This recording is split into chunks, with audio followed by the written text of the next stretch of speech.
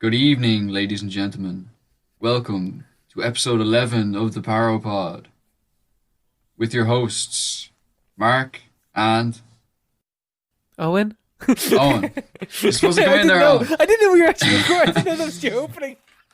We're recording. We're recording. This is the start of the So start podcast. now. Okay, cool. I think it's, you man. The amount of people that have said to me as well is like, Mark's got a wonderful podcast voice. I wonder. Oh, God bless. Thank you, guys.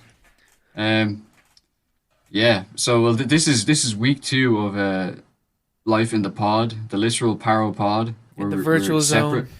The virtual zone. We exist only in a virtual realm. We are not physically present. We can only exist on the In the screen. global village. So it's something about the global village. I don't know. But, Mark McFly would definitely have a better analysis for what's going on right here, but yeah, exactly. Yeah, but so this is week 2 of us being apart. How are you getting on? How are you holding up? I'm doing pretty good. I was actually able to keep a routine of some sort going, so that's always handy. Besides that, I watched a load of films this week. That's about it. Yeah, there's not much to do really. Yeah, quite similar to be honest. Going for a few runs, few walks, in the shop. I've been running myself now. I know last week I said I fucking hated running, and I do hate running. But there's something about But there's definitely something about the euphoria of succeeding and getting to like I don't know, like there 2K is. or whatever. It's like fucking owning that like inner bitch that's in you. That's like you can't do it, but like you can. Yeah, you're like I can do this, and your body's like just stop, just take a break, just go home, and you're like nah, it's a little victory. The little victories like that. It is the little victories. Yeah, it is. It's all about the mental health and stuff like that. So I don't know. There's some sort of it's good for you anyway. It is good. And, It puts you in that take you out of your comfort zone. Yeah, exactly. It's all about not being comfortable. That's what I'm all about. I'm all about discomfort. I'm all about making people uncomfortable. Oh man, I am off of that. I think I thrive off that. There's no sweeter joy than making someone uncomfortable. It's good for them. It's good for them. It's good for their mental Let's health. go for it. That's what Instagram told me anyway. Yeah, But, 100%. Yeah, other than that, I watched a few movies. I actually didn't. I confess I didn't watch many movies, and then I realized last night I hadn't watched anything, and I sort of speed ran through a few of the things we were looking at this week. So What did you watch the things that were on the docket? Did you? I didn't watch the Chicago 7. Didn't watch that. I've watched everything else though. I think. Yeah, because Yeah. I actually caught up on like some of the things that we talked about before. Like I watched Deerhunter on Saturday.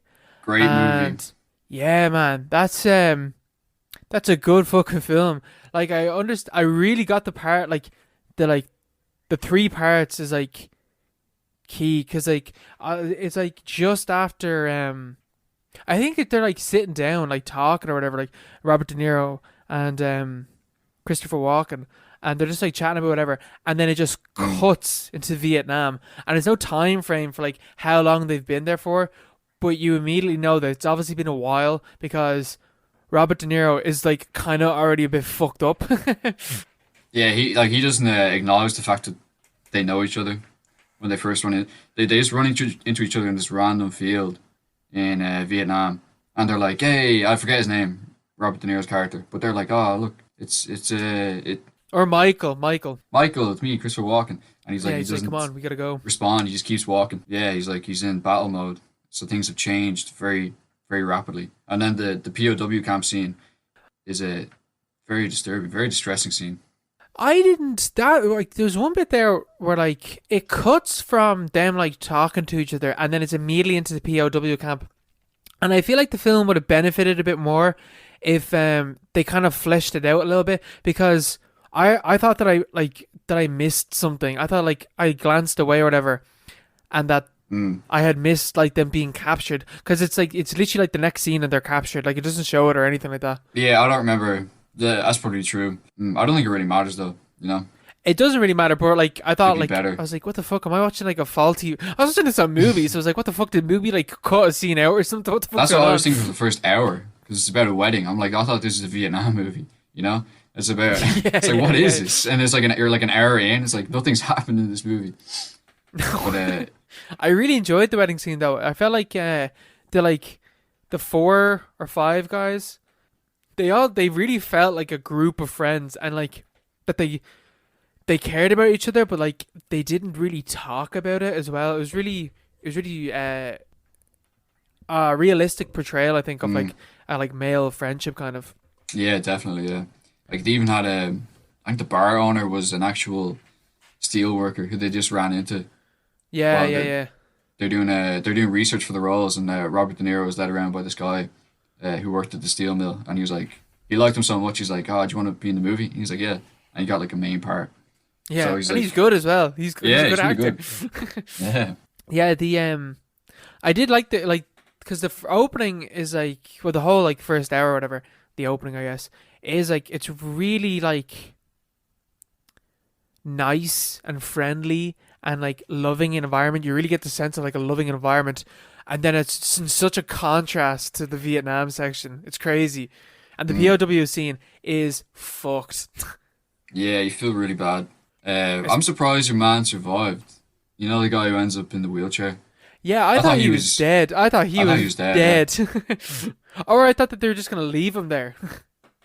Yeah, I thought Robert De Niro was gonna leave him. He seemed to motion to leave him, and then he went back, and then he jumped off the helicopter to save him and stuff like that. Yeah, It's just yeah, weird. that was, I don't know. It was a very I because don't like know. the way he was talking about beforehand, he was just like James, whatever the fuck his name is, like leave him, like he's Mm, dead. There's no way he's in the tank or whatever the fuck it was called, like the underground bit. I think he's gone. We can't mm. save him now, and then he just saves him anyway. I don't know. It was a bit weird. You do. It was like a really authentic friendship anyway, or friendship circle, Yeah, it and was. then great sort of lens to view that the whole thing through. Uh, just like living with them for a while, and then you get to the Vietnam scenes, and like maybe it's like on purpose that they don't really.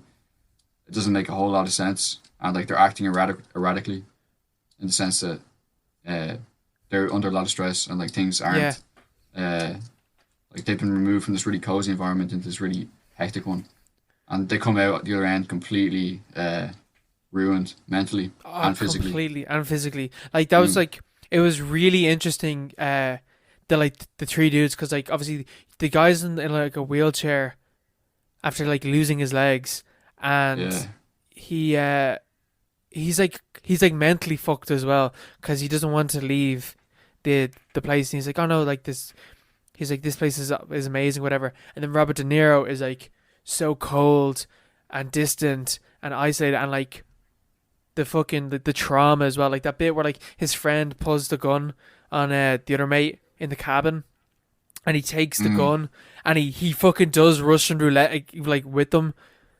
That was fucked. I was like, he's gonna kill him. He's 100% gonna kill him. I was yeah. convinced your man was dead. And then of course like fucking Christopher Walken, just he's like You got goosed. arguably the worst of them all. Yeah. Well, what happened with him? Thought he would have just come on, but he obviously went loopy, Yeah, and just the whole reliving. It's like that reliving that trauma over and over again. yeah, trapped in the loop. There's definitely something about Russian roulette, the motif, like the fact that Yeah, it's complete chance, complete random, and there's never any mention of ideology or anything in the film, or no, there's not. like they're not really, they don't have any solid reason why they're there, and it's sort of Yeah, reflected in their actions and just like their sort of their attitude towards it. Like your man, Robert De Niro comes home and he doesn't mention it really. Like he takes the gratitude on the street when people are like, oh, thank you for your service, but he doesn't like use it to like get his way or whatever. Like no, no. he's just sort of come back and he's straight back into it with Meryl Streep Wait, I didn't know and she was in this movie. yeah, it's some cast, you It know, is some cast. What the because fuck? she took it because you know your man John Cazale, the Which one's John guy with the big Cazale? head who Yes, Robert yes, De yes, Niro yes. almost shoots. Yeah, yeah. He was dying at the time of this movie, of cancer. But like he was married to Meryl Streep, and he wanted to do this movie, so she took the role of like her character is so basic and so like sort of like a stock uh, wife. Stock woman. Girl, yeah, it's just like just a woman, you know. It's very few features. You can't really tell. He couldn't really pick her out of a line or whatever, but he took that she took that role just to be with him in like his last few months. He died Oh, before the that's really movie came sweet. out. Yeah, Oh shit, I didn't know that. yeah, yeah. This is his last Sad. movie. Yeah, he's Good great, film. great actor though. Good Yeah, it's film a good as film well. Good film. though. And he's really Good way good to in go. it. Yeah, he is. He's a really good actor. The but yeah, that bit like that I like watching it. I now understand what you meant by like tying it to Halloween with that like that fate and destiny thing, the Russian roulette Mm, motif, and like that reliving of trauma over and over again. yeah, It's really interesting comparison actually. I didn't know anything about the film. I was like Deerhunter and Halloween. What the fuck is Mark talking about? it's just because I watched them like 2 nights in a row. Michael Myers goes to Vietnam or some shit. Yeah, that's why he does all that stuff. What do you think? Killing kids and stuff. He saw all that stuff in Nam. The Viet Cong. You Yeah, see the it back in VC Nam. back in Nam.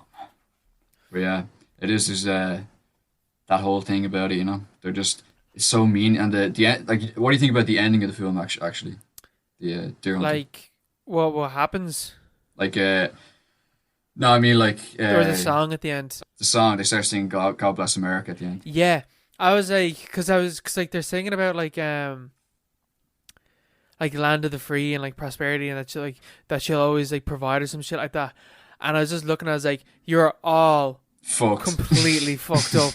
Like every single one of you is emotionally destroyed from what has happened from this war. Yeah. And it's such a good like because like it's not really a critique as like I don't feel like it really critiques that much of like America's involvement in it up until that point. Really, the last like note of the film ties makes the whole film a critique, because if they Mm. didn't start singing that song, it's like, oh yeah, Nam was really fucked up, but with that ending it's now like, no, no, no, America caused this, and yeah, Nam was fucked up. Yeah. Because they're singing it at their mate's funeral. God bless America. Yeah. The guy who went over, the guy who was driven insane by what he was told to do by the American government basically, and they're all like the fact that they're working class steel workers and stuff like that. Like they're all Yeah. just like union men who just randomly seem to go to Vietnam one day. But the director said that scene was completely sincere. Like it wasn't ironic at all, which is which Really, doesn't make any sense to me because it seems so obviously uh, like sardonic almost. But he said it that dude's was a fucking idiot. That is such yeah, like, because they're singing it sadly. There's no joy in that scene whatsoever, and it's yeah, completely like, that's so weird. How could you yeah. see that as like genuine? He was crazy, man. He made Heaven's Gate after this in his career. He's never heard from him again. You know? Well, obviously, his last good decision was just before, that scene. Like some films like Yeah, really good decisions, and then the last scene is like trying to be genuine, and and then it's sarcastic, and then you make a terrible film. yeah, exactly, yeah. But yeah, I don't know how he thought that was better as being like a sincere thing. I thought it was a very good ending.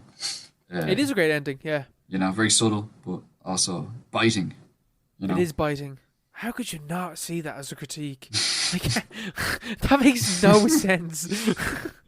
yeah. It's so obviously a critique. Oh, gas. The Such and just an American thing, like. Like, it's oh, just an no, it was American thing. terrible. Like, that's it. Just full stop, you know? That was it. We had no, we had to go there and do everything that we did. Yeah, shame. It's what a Just like shame. no further elaboration, you know? No.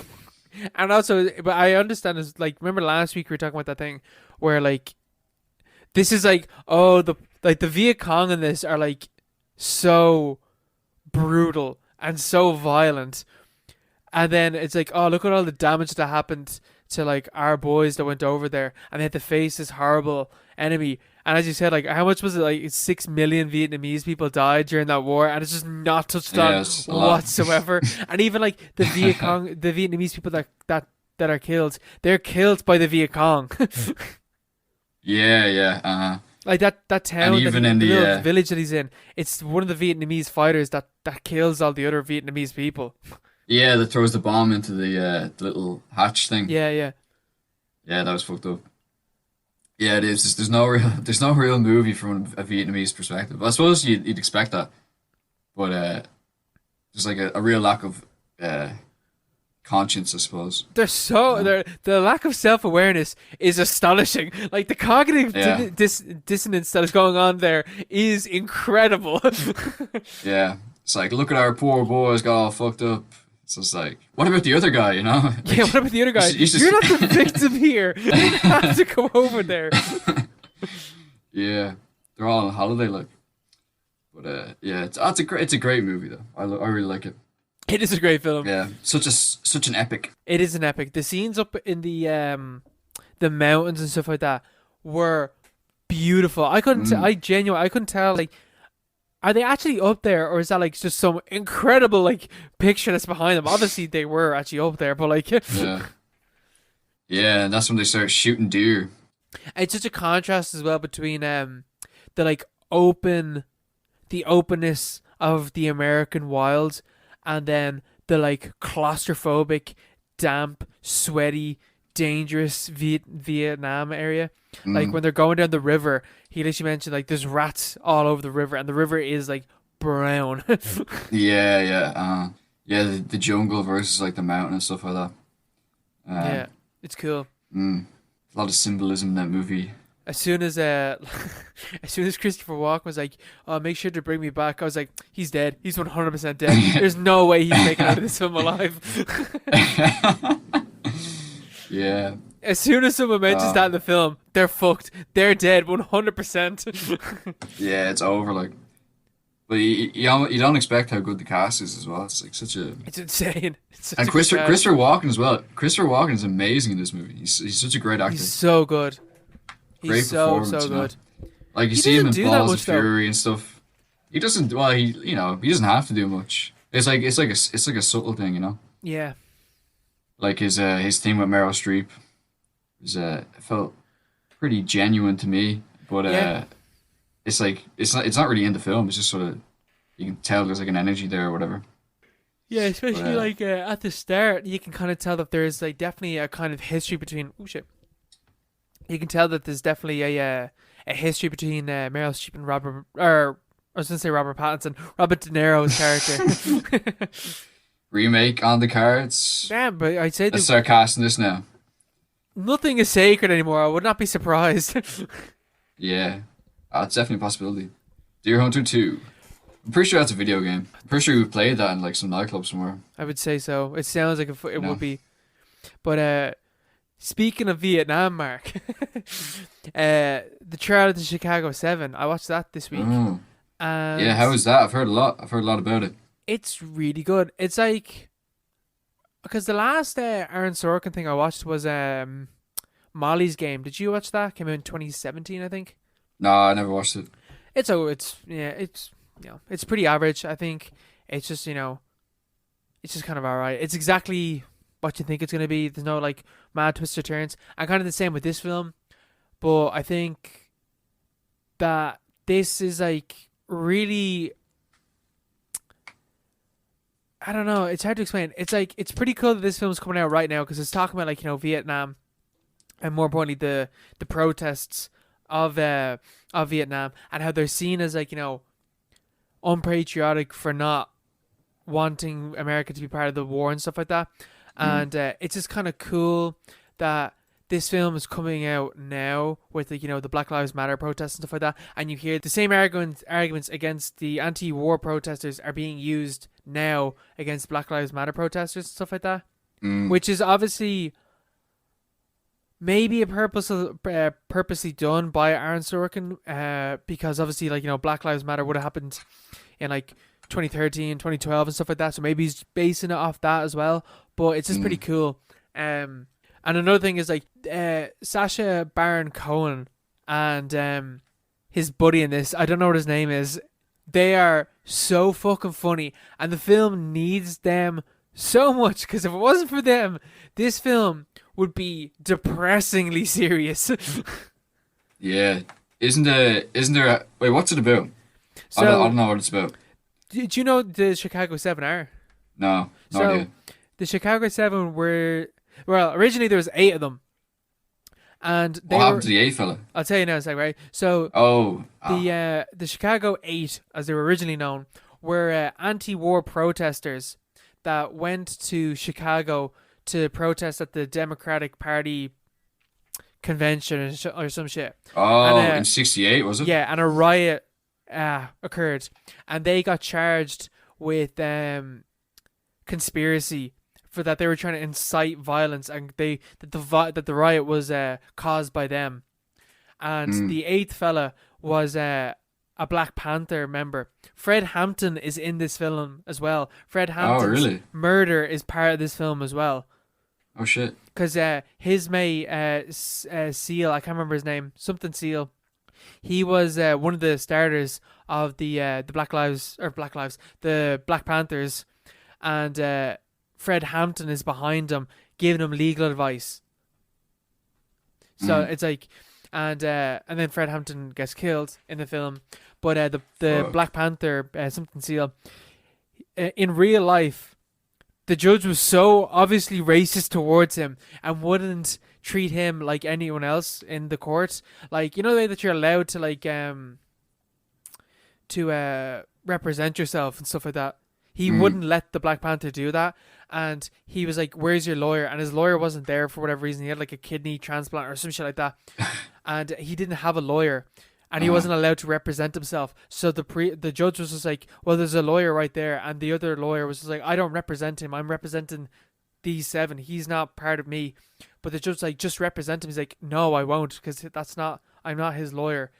And then the Black Panther kept like protesting basically, to the point where he was bound and gagged in the court, and then they called like a recess or whatever, and they're just like, yeah, I don't really think it's a good idea to have a black man tied up and gagged in an American court, and he's just like, oh yeah, fair. So they like, Fair. he Fair, just like man. he like cancelled, basically he took away his charges and like just threw him out of the court. So then it just Yeah. became the seven. So he didn't get done for Oh, for okay. this. But it's really funny in the film because like the judge, I can't remember the actor's name. He's really really good though. But he's talking to the Chicago Sevens lawyer, and Joseph Gordon-Levitt is the prosecutor. He's up there with his boss, and then Chicago Seven the defense is there with the two dudes, and one the defense is just like, yeah, it's not really a good idea, and the judge is like, you are the first person to ever insinuate that I was discriminating against a black man. And then the second defense guy just goes, well, let the record show that I am the second person to ever think that. Yeah. But like it is like, it's a funny film as well, mainly because like I don't know how much, this is kind of the problem with the film, but like I don't know how much is fact and how much is fiction, because the ending of the film is complete fiction. What happens at the end? The whole thing is that they keep talking about like there's one character who keeps writing down all the names of all the soldiers that died during the war, and they're like, we got to remember that this trial's for them. And at the Yeah. end, for their closing thing, whatever, he's just reading out the names of all the soldiers that died since the trial started. Mm. And like everyone's standing up and everyone's clapping and everyone's like, yeah, we did it. Did But what? that didn't happen at all. That never happened. Oh, really? What happened at the end? What happened in real life? In real life, they just got sentenced for 5 years or some shit like that. They didn't even Did serve. they? They didn't even serve the full 5 because they went for an appeal, and the like Supreme Court or whatever is just like, this is complete bollocks. Get this, let them out. This is complete horseshit. 'Cause the judge was like so obviously against them. Like they keep talking about in the film about like how this isn't a crime. This isn't a criminal trial or like financial crime. This is a political trial. Mm. And they keep talking about that. And I was like, just make the comparison. Do it. Call it a show trial. Call it what it is. Yeah, exactly. Yeah. Because it was the Nixon cabinet that were in at the time. So apparently that they just wanted to get anti-war protesters, and I just completely discredit them. And Yeah, that's why these were chosen. Yeah, sure. That's the whole thing with that convention, wasn't it? Because there was riots outside it, but then inside it, Robert Kennedy was shot, was Was he assassinated. killed in that? That was that convention, yeah. Oh shit! Assassinated by a rogue, guy. Well, obviously he wasn't assassinated. He was a CIA operation. Yeah. And then you have Fred Hampton, which is also an FBI operation. Yeah. It's like, there's a lot of scope there to expand into that sort of territory. Like, it's a political trial, and there's one side that's killed these two people, and then the other side, which is like protesting against killing people. It's like there's like different levels to the thing. I think. Especially when you look like Watergate and stuff like that, you're just like, Nixon was so unbelievably corrupt. He 100% had all these people killed. Oh yeah, absolutely. Actually, they all did that. It's Yeah. standard But he was operating like procedure. the most obvious example of that. Yeah, yeah. He was openly crooked. He's openly crooked. Yeah, it's really interestingly cut together. He's a Sacha Baron Carter's character, Abby's, his character, because whatever. He in real life, like he in the film goes to like comedy clubs. So there's bits where like it's interspersed between the riot that happened in the past, the trial at the moment, and then like intercutting each one of these bits with Sacha Baron, like Abby, at the comedy club. So there's like a bit where like they're describing the cops coming down or whatever, and then it's cutting in between with like him at the comedy club, and he's just like, there is one thing that you never ever want to see a cop doing, and then it's cutting to like the trial or whatever, and he's describing it there, and then it's cutting with another scene where like someone else is describing it as like these three bits are coming together, and then it just cuts to the past, and it's just cops taking off their badges because they're taking off their badges and they're holding up their clubs, and he's like, you never want to see a police officer doing that. Yeah, they always do that, don't they? It's That's the thing. so well done. It's really well done. That sounds really cool. Is he telling jokes like? He's kind of telling jokes and stuff like that. There's actually a really good bit where like Allen Ginsberg was there at the protest.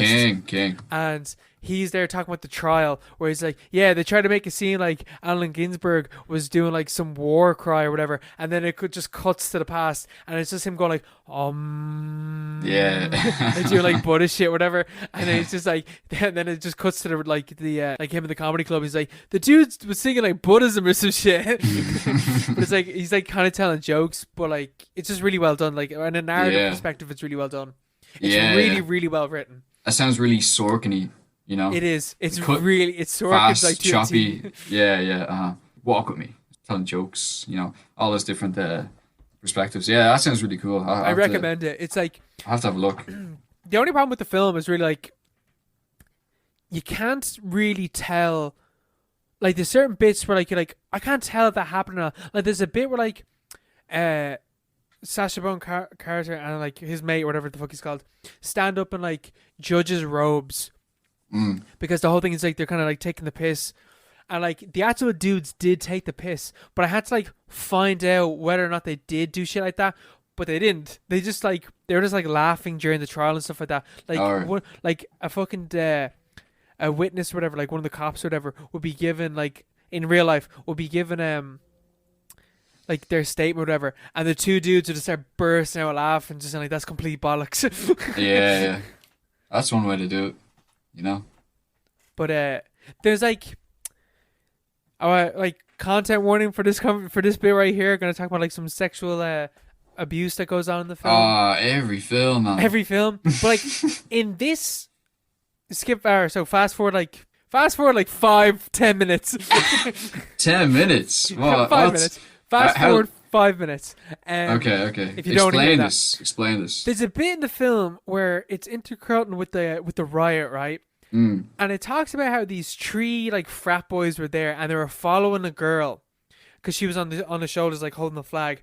And then they like follow them to like the police station, and then they come back to the park, and these dudes follow them the entire way, pull her off the shoulders of the guys that she's with, and then proceed to try and rape her in the park amidst the riot. And it's used as a attention device, and I was like, it's pretty intense. You didn't need to throw that in there. That's kind of unnecessary. That sounds like something from like a Naked Lunch or something. Because I was trying to find out if it happened. I couldn't find any account of this ever happening during the riot. Like, it it's such a weird time Yeah, to during a pick. fucking You riot, know? like they're literally, and especially it's like no one's helping her, but yet she was with like 5 or 6 dudes just before that, and then the main, like Mm. one of the main fellas is the one that runs over and kicks the shit out of the 3 dudes and like saves her. I was like, that clearly didn't fucking Alright. happen. Why did you put that into the film?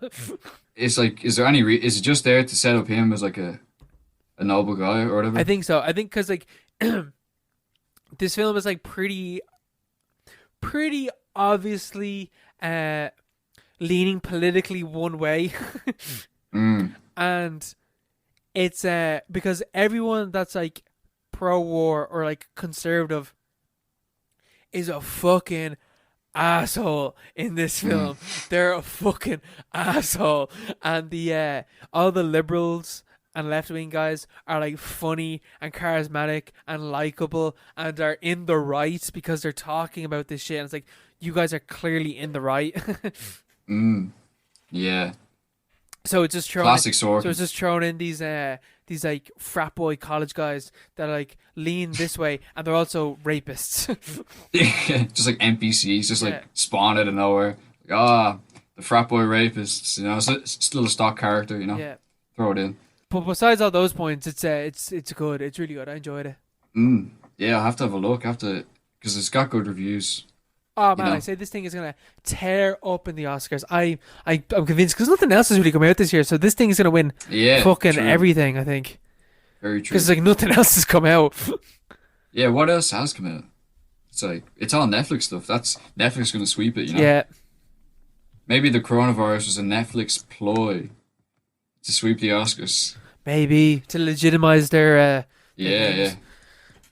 Yeah, because like what else has like really come out this year? That's like Caliber, yeah. of that note, and we're into fucking well. I guess a few things will come out next month because this is like November is Oscar season, yeah. I Oscar wonder what is season, coming so out. maybe we got a bunch of Yeah. shit then. But loads of stuff got delayed, so I don't know. Mm.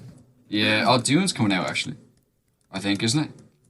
Maybe that will clean up a bit. Man, if I can already tell fucking Tenet is gonna win fucking best fucking special effects and Tenet, shit like really? that.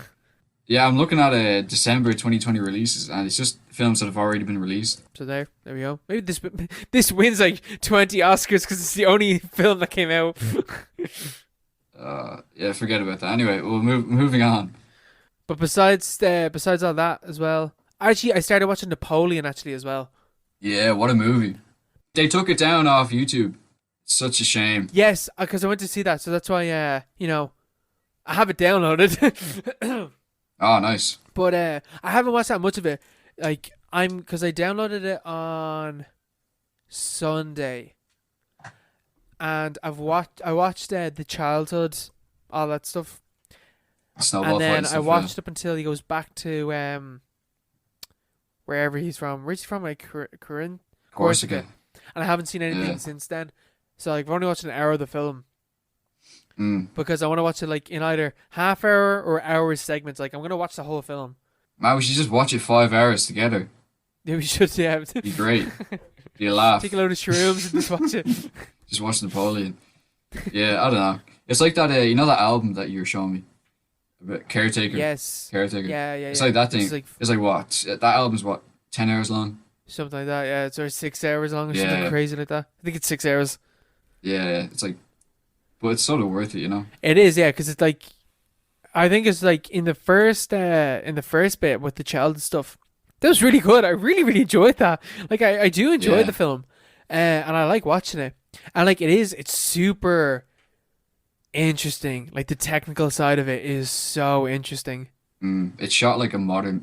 It could come out today, and if you had some coloring, and I don't know, put some sound into it. Obviously, Yeah. it wouldn't go too amiss, you know. No, it's Like, it's really well done, and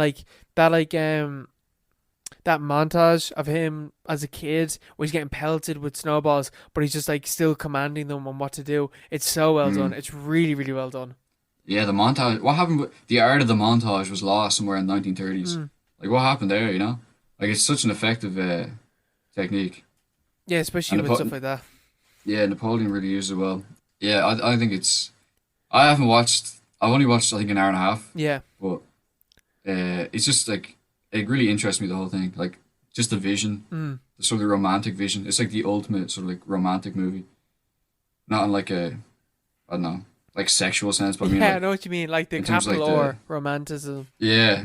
Yeah, he wants to invoke the sublime in the audience. Like that's what you want from a movie, you know, not just something that you watch and you consume, and then you know you move on to the next thing, something that you get involved in and that like changes you. Especially because like this is like much like Deer Hunter, but Deer Hunter, 3 hours long. This thing is an epic, Yeah, 5 hours long, five or six. and like the span of like a dude's entire life. Yeah, and not just one dude. You know, the great man, like the prototype of the great man. You know, like one Yeah, of those like coming of uh age legends and stuff like that. yeah one of the mighty heroes of modern times. Yeah, It's almost like an anti Deer Hunter. yeah, it Like is. the way they use like in Deer Hunter, like they're all off at war fighting for something that they don't really understand. They don't know why they're at war, and they're all sort of isolated individuals on the other side of the world. Whereas in like Napoleon, I suppose it's like more about the mob, like the collective. Mm, Like it's about Napoleon individually, but he's more of a representative of. He's like a conduit for all this different energy yeah. from France, I suppose, and like they're fighting for like a clear reason, and they're like Well, they're fighting for they're empire. just Like empire has given them that reason to fight. mm, Whereas when it's Vietnam, it's like these vague ideologies like that are like fighting yeah, out. It's interesting. That is such an interesting reading of it, like the comparison between like those two. Because it was what we were talking about mm, last week. That fucking that exposure that like World War Two. Because this came out in 1927. World War mm, Two like revealed kind of the like brutality hidden within empires, and it's like mm. interesting that this film like is that like romanticized version of empire, and it is like the French empire as something worth fighting for. Yeah, exactly. Yeah, it's like the original version, you know. First as a first as tragedy, then as a farce, you know. Yeah, As a great man once said. yeah, someone said Uh, that. but That yeah, it is like though it feels like when you're watching it, it feels like a Charles, not a Charles Dickens book, but like of that era. yeah, It feels like one of those like classic pieces of literature when you're watching this. It gives off that vibe. It's interesting. yeah. It's really weird because I would never watch a film from this era normally. Maybe they're all like this, but you Metropolis know, is good. I recommend that. yeah. Did we watch And that in full? M is meant to be really good. Well, we had it in college. Yeah, yeah. I think I watched it. Besides that, no, we didn't watch it in like for like one of those Michael Hines classes. No, Yeah. Shout out to they were Michael good. Shout out to Michael Hines if he's listening. Hainsey. Hinesy, shout out to you. Yeah, they're two interesting. That's a good comparison, though. It's an interesting like contrast between the two. I also watched one other film, What'd you watch? and you watched this as well, Mark. Trash Hunters or Trash Humpers. Trash Humpers. Get it right. It's such a key Trash distinction. Hunters, the sequel to Deerhunter. Yeah, Trash Humpers. yeah. Harmony Korine. Very interesting movie. What did you think about it? Um. Well, what do you? Because you introduced me to Harmony Korine. You introduced me to Gummo, which I had never heard of, or like Harmony Korine, never heard of him before. Mm, And then I think we are in first year. You or first or second year. I think it was mm. first year though. You just recommended, oh, you should watch Gummo. Not explaining to me what Gummo was whatsoever. Yeah, I think Aaron And I and watched it. Aaron had watched it, I think, before as And Aaron well. watched it as Aaron's a well. big fan. And I did not like. I was like, what is this? It's Mm, Gummo is like so unlike. Well, I guess like it's still unlike anything I've ever seen. Whereas there's literally no plot. It's just things playing out. yeah. It's like, because it's all inspired by vaudeville theater. Yeah, So it's like, it's almost like, because we're talking about Napoleon there, that's like the start of the full feature. Like the only reason you can make a film that's 5 hours long is because there was no like set standards really for like what a feature was. Like yeah, yeah, it yeah. could be really any length. And most films were just like newsreels or like short films or sketches, like Charlie Chaplin and stuff. They'd be on for like 10, 15 minutes, and then it'd be like the news and like then another short film, stuff like that. And people wouldn't really watch them. They just sort of like talk with their mates, and Yeah, like yeah, yeah. it'd It be was on. like something to play in the background nearly. Yeah, it's almost like Netflix, or like just TV in general. But so Gomo, like, or like his Korean sort of thesis is sort of derived from that. I think it's something to experience, like a mood piece almost, and Yeah. everything is just all the meaning and all the tone is just sort of generated from how these things sort of clash with each other, Mm. and the vibes. Like there's no real set script in any of his movies. It's Um, like mostly improvised. It's kind of like Gaspar Noé in that way. yeah, it's like he described it as just like imagery. Like he'd come up with a certain amount of images, and he'd have like a rough outline for a scene or for like a sequence, and then he'd film it and just see what happened. Like Gummo, you can see that like pretty clearly because things happen. They just don't. They've no real significance. Like Yeah, there's it's like like a loads of bunch of like tangents. short films nearly. Yeah, there's loads of weird tangents and stuff like that. And Trash Humpers is just like That to the extreme, I think. yeah, I think like the idea of Gummo is taken to the utmost extreme in Trash Hunters. Like or Trash Hunters. I keep saying Trash Hunters. Trash Humpers. Trash I Humpers. I definitely want to go back and watch Gummo again now after watching Trash Humpers. Um, but did you like Trash Humpers? Like, would you say you like Trash Humpers? uh, yeah, sort of. But like I feel like if I just seen that if you're like watching Netflix and it's like you know the way it counts down at the end and just play Mm. some random film next. If that came on, Yeah, I'd be yeah, like, this is shite. I'd be like, this is rubbish. Like it's not a good movie unless you like watch it, like proper watch it. yeah. Uh, Knowing yeah, what to knowing like, who made it and like what the yeah, ideas behind it are and yeah. stuff like It's a that. film for like Harmony Korine fans. Like, if Yeah, you don't like, if you don't know anything about Harmony Korine and like have never watched any of his films, like this is like I like this. Shout out to Robin if she's like listening to this, but like she described it as like like the most inaccessible film ever made. yeah, yeah, Like, and it is. It's like when I was watching it, I had such a fear of dread of starting the film, thinking this film is literally just going to be like three actors in like old people makeup humping trash. I was terrified that's that that's what the film was going to and be. that is basically what it is. Like That you know, is, but like this is more, you know, there's a bit there's more more to it. scenery and there's more other stuff going on. Mm. But like when I was watching it, because like the film's only like an hour long, it took me like 2 hours because I kept like pausing it and like taking kind of notes and stuff like that. And because I wanted, at a certain stage, I think it was like they broke a TV at the start of the film, Mm. and I was like, okay, what's going on, basically. And I started like reading the film while watching it, like trying to interpret the film while watching it, like what was like my reading of what was going on, like you know Mm. what was like because Harmony Korine like especially Gummo, because like you can read Gummo as like the like death of suburbia and like the death of the like Midwest forgotten people and Yeah, stuff like that. Like they have nothing to do. yeah. Gummo's way easier to read. There's like a lot Yeah. more like mythical elements as well. Whereas like Mhm. Trash Humpers is like an urban legend. You know, it's like something you'd find. Yeah, it's like a creepy pasta. It feels Yeah, like you're yeah. watching. But It's like a whole when you're movie, like you're watching, saying. I feel like watching Trash Humpers felt like something that like I shouldn't be watching this. It felt like this like weird YouTube hole that like you go Yeah, down, yeah, but it's a film. yeah. Like, not those YouTube channels where like there's like people in like uh, diesel jeans who like go into swamps and like Yeah, just like you know live it. It's just like weird. Like they have like 40 views, and you feel like you're like almost a voyeur. Like you're seeing, yes. you should be looking away or something. It's like if you Mm. like look in someone's window and like oh look, they're I don't know they're getting dressed or whatever. You're like oh god, you know. But Yeah, it's on shouldn't be looking at that. yeah, it's on like except on a screen in front of you. It's like it's a really weird vibe.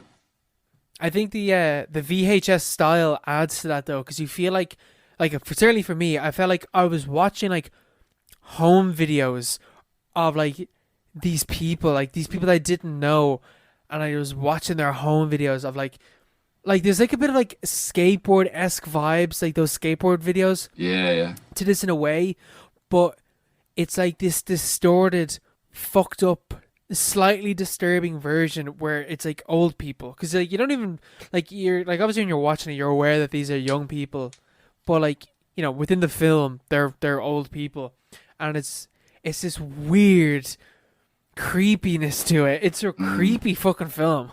Yeah. Like they're It's one of the most uncomfortable films I've ever watched. yeah, it is really weird, especially with, like when they're humping, or they're just humping like bags of rubbish. Of trash. Yeah, trash. They're just humping trash There's for a a bit good where, bit of the like, movie. For a good bit of the film. Like, at least, I'd say it's solid like 10 minutes of the film. It's If you just chopped it up, it's just them humping trash. uh, But, like, there's a bit where, like, one of the fellas, like, is holding, like, a fucking, like, branch. And he yeah. starts, like, deep throwing it. And, He like, starts deep throwing the branch. cradling it. Yeah. That's at the start of the movie as well. I was like, Yeah. what the What fuck? the fuck is this? Yeah. And then the girl is there, like, taking a shit or something, like, taking a piss. Yeah, the girl is his wife. The girl Yeah, is his Harmony girl's his Korine's wife, yeah. Yeah. She's in Spring And Breakers. he's, like, behind the camera. Yeah, he's the one. He's like he gives prompts to them as well. Get it done. Yeah, don't fake it, make it, don't fake it. Make it, don't fake it. Yeah, he's just going for like no reason. It's so weird. But then, It's so annoying as well. yeah, it is really annoying. But like, that's probably just how It's he directs in purposely general. annoying. Yeah. It's purposely annoying. But the use of like nursery rhymes and stuff like that, because it's really annoying. But then he keeps doing it, and almost like it like takes on a meaning. Almost, it's like a motif. Like it almost, and they start clashing into each other, and they, like the nursery rhyme that they sing about the three little devils, shows up Yeah. in about it's like 4 or 5 times I think. Yeah, Well, it it's like- comes up like repeatedly, yeah. Yeah, it's like mostly in the latter part of the movie. But then it's like it almost like it's wandering around for like half an hour, and then it's just like, oh, we'll sort of stick with this thread. It's like it's almost narrowing down on something, but it never Yeah, it never that's the fully resolves, you know. I feel like, I don't know at what point it was, but at one point, like, there was a vague, like, repetition. Like, it's not even a narrative, it's like the repetition of, like, motifs starts to pop up. Mm. Like, where, like, there's kind of a narrative at the end, but not really, but there's sort of a narrative. Yeah. But like that thing was you're talking about like the nursery rhymes. I feel like this film, and like maybe like Harmony Korine as a whole, he like brings up things that are like vaguely familiar. Like when you're watching this, things that are like vaguely familiar. Like sitting around on like your holidays or whatever, and your mom pulls out the camera. And you're sitting out the back or whatever with your family, and it's hot and it's like murky and it's like that damp heat or whatever, and someone comes through with the camera and it's just like, you know, looking back on those videos, you're just like talking about whatever. Like there's a scene like that where like they're just sitting out on the porch, and this guy's like trying to tell jokes or whatever, and he's like, oh no, wait, hold on, I got another one. Like those type of scenes are like vaguely familiar, and like there's like a sense of like something there, but it's alienated and it's distant and it's uncomfortable, so therefore it's not familiar anymore. And it's just fucking weird. Like I feel like the film, my kind of reading of the film was like we're like watching, these are like, it's a glimpse into these people's lives who have been completely like left behind by modern society, and they have nothing to do except to hump trash and do whatever the fuck else they do, but they're like, they have nothing to do, and the film alienates us as a viewer the same way that they themselves have been alienated by modern society. Yeah, that's definitely I sort of agree with that, definitely. I think it's like in terms, especially considering what he's done before, it's definitely their losers, outsiders, they've been left behind, aliens. Well, it's like a positive. That's like a positive thing. It's portrayed as a positive thing. Like, you know, the end scene where they're driving around. I think it's Harmony Korine just in the driving seat. Yeah, he's the dude with the long hair. Yeah, and he's just like, I can smell these. I can smell the oppression in the air on these people when I drive down these streets. It's I like, feel sorry for them. and stuff yeah, like I that. feel sorry for them. Like they have it all basically. They're like in the suburbs, and these people are like in their homes with their kids and like their white picket fences and stuff like that. Like they have it all, but then these trash humpers are driving around, like living And they feel bad for them. yeah, living under underpasses and like humping bags of rubbish. But like they're like free. They're almost more free in a way because they just do basically whatever they want, and they don't care what people think or stuff like that. It definitely like the skate video comparison definitely works as well because that's his lineage. That's where he came from, Yeah. making skate videos.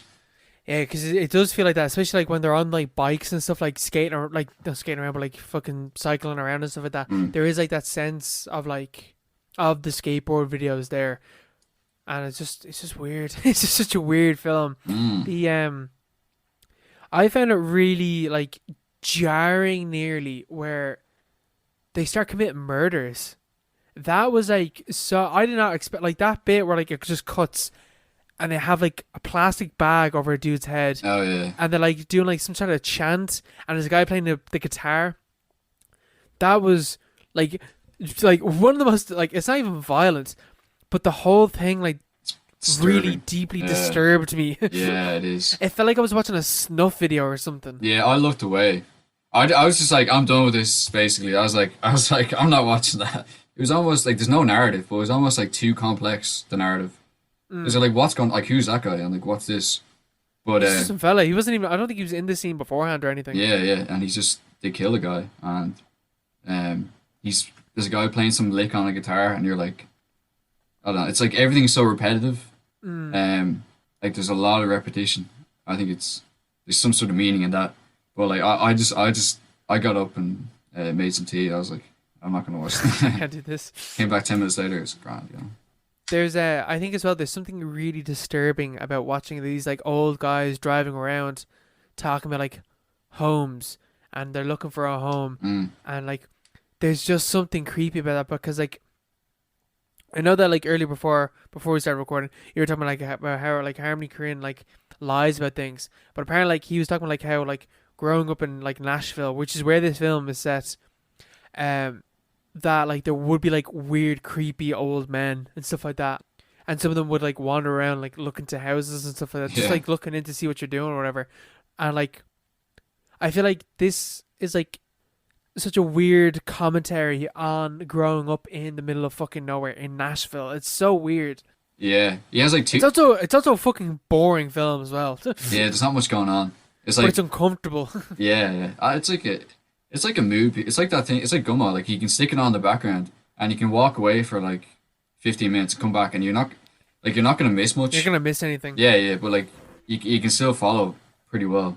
Um, but yeah, I think as well it's pretty cool as well that like the film's like narrative and like and stuff like that is like meaningless. Almost like in a capitalist society these people's lives are meaningless because they're not contributing whatsoever to yeah, society. because they're old and they're 'Cause trash. they're old and they're trash. They're and they're in the middle of reproducing with the nowhere and they have rubbish. nothing to do. You know, It's interesting though. It's cool. yeah, but like It's definitely a cool film, and I do like it. But I don't think I like if I was to ever watch this again, I need to be watching it with someone. yeah, you need to be talking through it probably. Yeah, and just like chatting. 'Cause, yeah, Like, I'd never watch this again. no, Nah, never. but Gummo, But I could Gummo watch is really Gummo again. really rewatchable. I think because you miss a lot and there's like so many different elements to it, Yeah, the mythic Yeah. elements and stuff. yeah, And 100%. Spring Breakers also another amazing movie. Yeah, I haven't seen Spring Breakers, but it's on Netflix, so I'm gonna watch that soon. Get that watch. It's very good. The new one with Matthew Is that McConaughey. inaccessible as well, or is it just like? No, that's like his most accessible movie out of all. It's like almost like a standard like action movie. It's like a Disney movie, but like stuck through a blender, something like that. You know, That's just. it's just I think loads his films are like something else, but stuck through a blender. yeah. Because it just goes. It gets at like there's no real set narrative, and things just happen for no reason. But Yeah. it's like it's more of a mood piece again.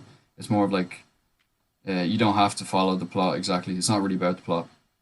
Yeah, And, I feel like that film's trailer is one of the worst trailers ever Spring because that Breakers. is not how the film is. As I guess though, it is a commentary on that as well, and the fact that he's using like Disney stars and stuff like that in the film. It's like it's all like a commentary on that. But I can imagine someone watching the trailer to Spring Breakers and then watching a Harmony Korine film and fucking hating it because those two things Yeah. are completely separate. Because like Spring Breakers is like it's like eating a sweet like just the visuals are amazing. They're so like colorful and stuff, and the neons and all that stuff. It's really nice film to watch, and it's just even the music. It's like it's a very good mood piece. Spring break. Spring break, bitch, all that stuff. James Franco's pretty good doing his impression of that rapper. What's his name? Riff Raff. Post Malone. Riff Raff, I think. Yeah, Post Malone maybe. He looks like Post Malone in it. Yeah. But yeah, Spring Break is really good. The new one though isn't good with Matthew McConaughey. It's Oh, shy. isn't it? When did it come out? 2 years ago, I think, or last year maybe. What's it called? What's it called? Beach Bum.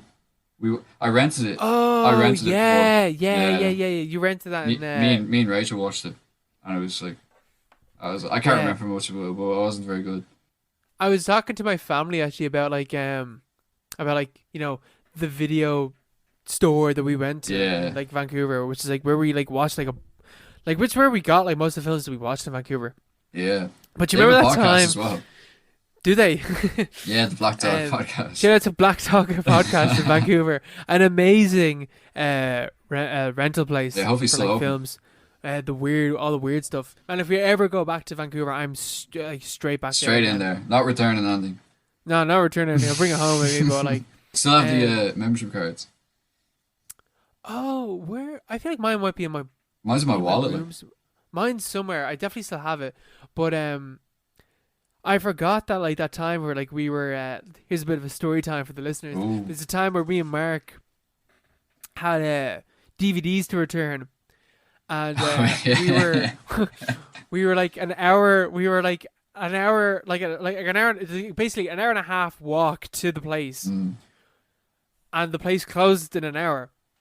So the quickest way to get there was by boat. Oh yeah. So we got a boat. It's like trains, planes, and automobiles to get to the fucking place to get there on time. To hand in the fucking stuff so that we didn't get a fine because we could not afford taking a fine. Yeah. That was like, how did it? Oh, because we had to go across like the inlet, wasn't it? Yeah. Or like the sound or something. Oh, that was so weird. That was so. I remember that. I was like, it was the only time that we were on a boat. That was amazing as well. That view. Like, it was so beautiful. That was the most beautiful thing I've ever seen. And then we had basically a session that night. That was great crack. That was It was an amazing. unreal day. Yeah, I remember looking up Google Maps. It was like the quickest way to get there is by boat. It was like, why not? Yeah, because it was like $10 or something for the boat. Yeah, it was pretty. And we it was hadn't pretty done cheap. it at that stage. Yeah, and they had this surly like sailor who was like, he took us across the inlet. So funny. And we were like, step on it fast. Yeah. I still have that was photos so from much that. The colors of Same. the sky that we were literally sailed into the inlet at like almost exactly at sunset. Yeah, It was perfectly timed because it was dark by the time it was like nighttime by the time that we got to the video place. Yeah. But it wasn't even that late. It was like fucking. Well, I guess it was. It was like 10 o'clock or 11 o'clock at that stage. And now, Mark, onto the film that I know that we both have watched because it was the recommended viewing for this week, and that is. I hope everyone has watched it. Everyone should watch this. It is. Well, I'm sure everyone already has seen this film because it's The Other Guys. Yeah, exactly. It's a classic. It actually is at this stage. It's a classic comedy at this stage. Mm-hmm. It's there amongst the likes of like Tropic Thunder and Anchorman, I suppose. Anchorman and The Hangover. I think of The Hangover for those 2010s comedies. So plot summary for this film: two mismatched New York City detectives. My phone locked. Two mismatched New York City detectives seize an opportunity to step up like the city's top cops, whom they idolize. Only things don't go quite according to plan. I love this film. It's an amazing movie. It's so fucking funny. It's so fucking funny. Yeah. I've never laughed before or since as hard as I did in the cinema watching that. I must have been 12, I suppose, but like I still remember the laugh in the theater. I've never heard a theater laugh as much in the first 10 minutes. I don't think I've seen a comedy film in the cinemas. I think most of the time I just see dramas. Comedy's a genre that I don't watch that much. Yeah. Like I'd be film-wise. similar, yeah. Because I think most of them are shite. Yeah, most of them just aren't funny. But I would have loved to have seen this or Tropic Thunder. I would have definitely loved to have seen in cinema. Mm-hmm. But Yeah, like that. Oh, the TLC references. There's something else. Michael Keaton is actually He's such a phenomenal. He's yeah. phenomenal in this film. This must have been his comeback movie, you know? I think it was because Yeah, like he does this and then next thing he's like really really in his Birdman. So yeah, yeah. Yeah, but Wahlberg and Will Ferrell have almost like dropped off since then. Like yeah, like Will Ferrell's in like fuck all like yeah, he does like Get Hard and like Holmes and Watson and stuff like that, which aren't and the Eurovision movie. yeah, like they're not. And then Wahlberg did the Transformers movies. Yeah, he just does like dad movies now.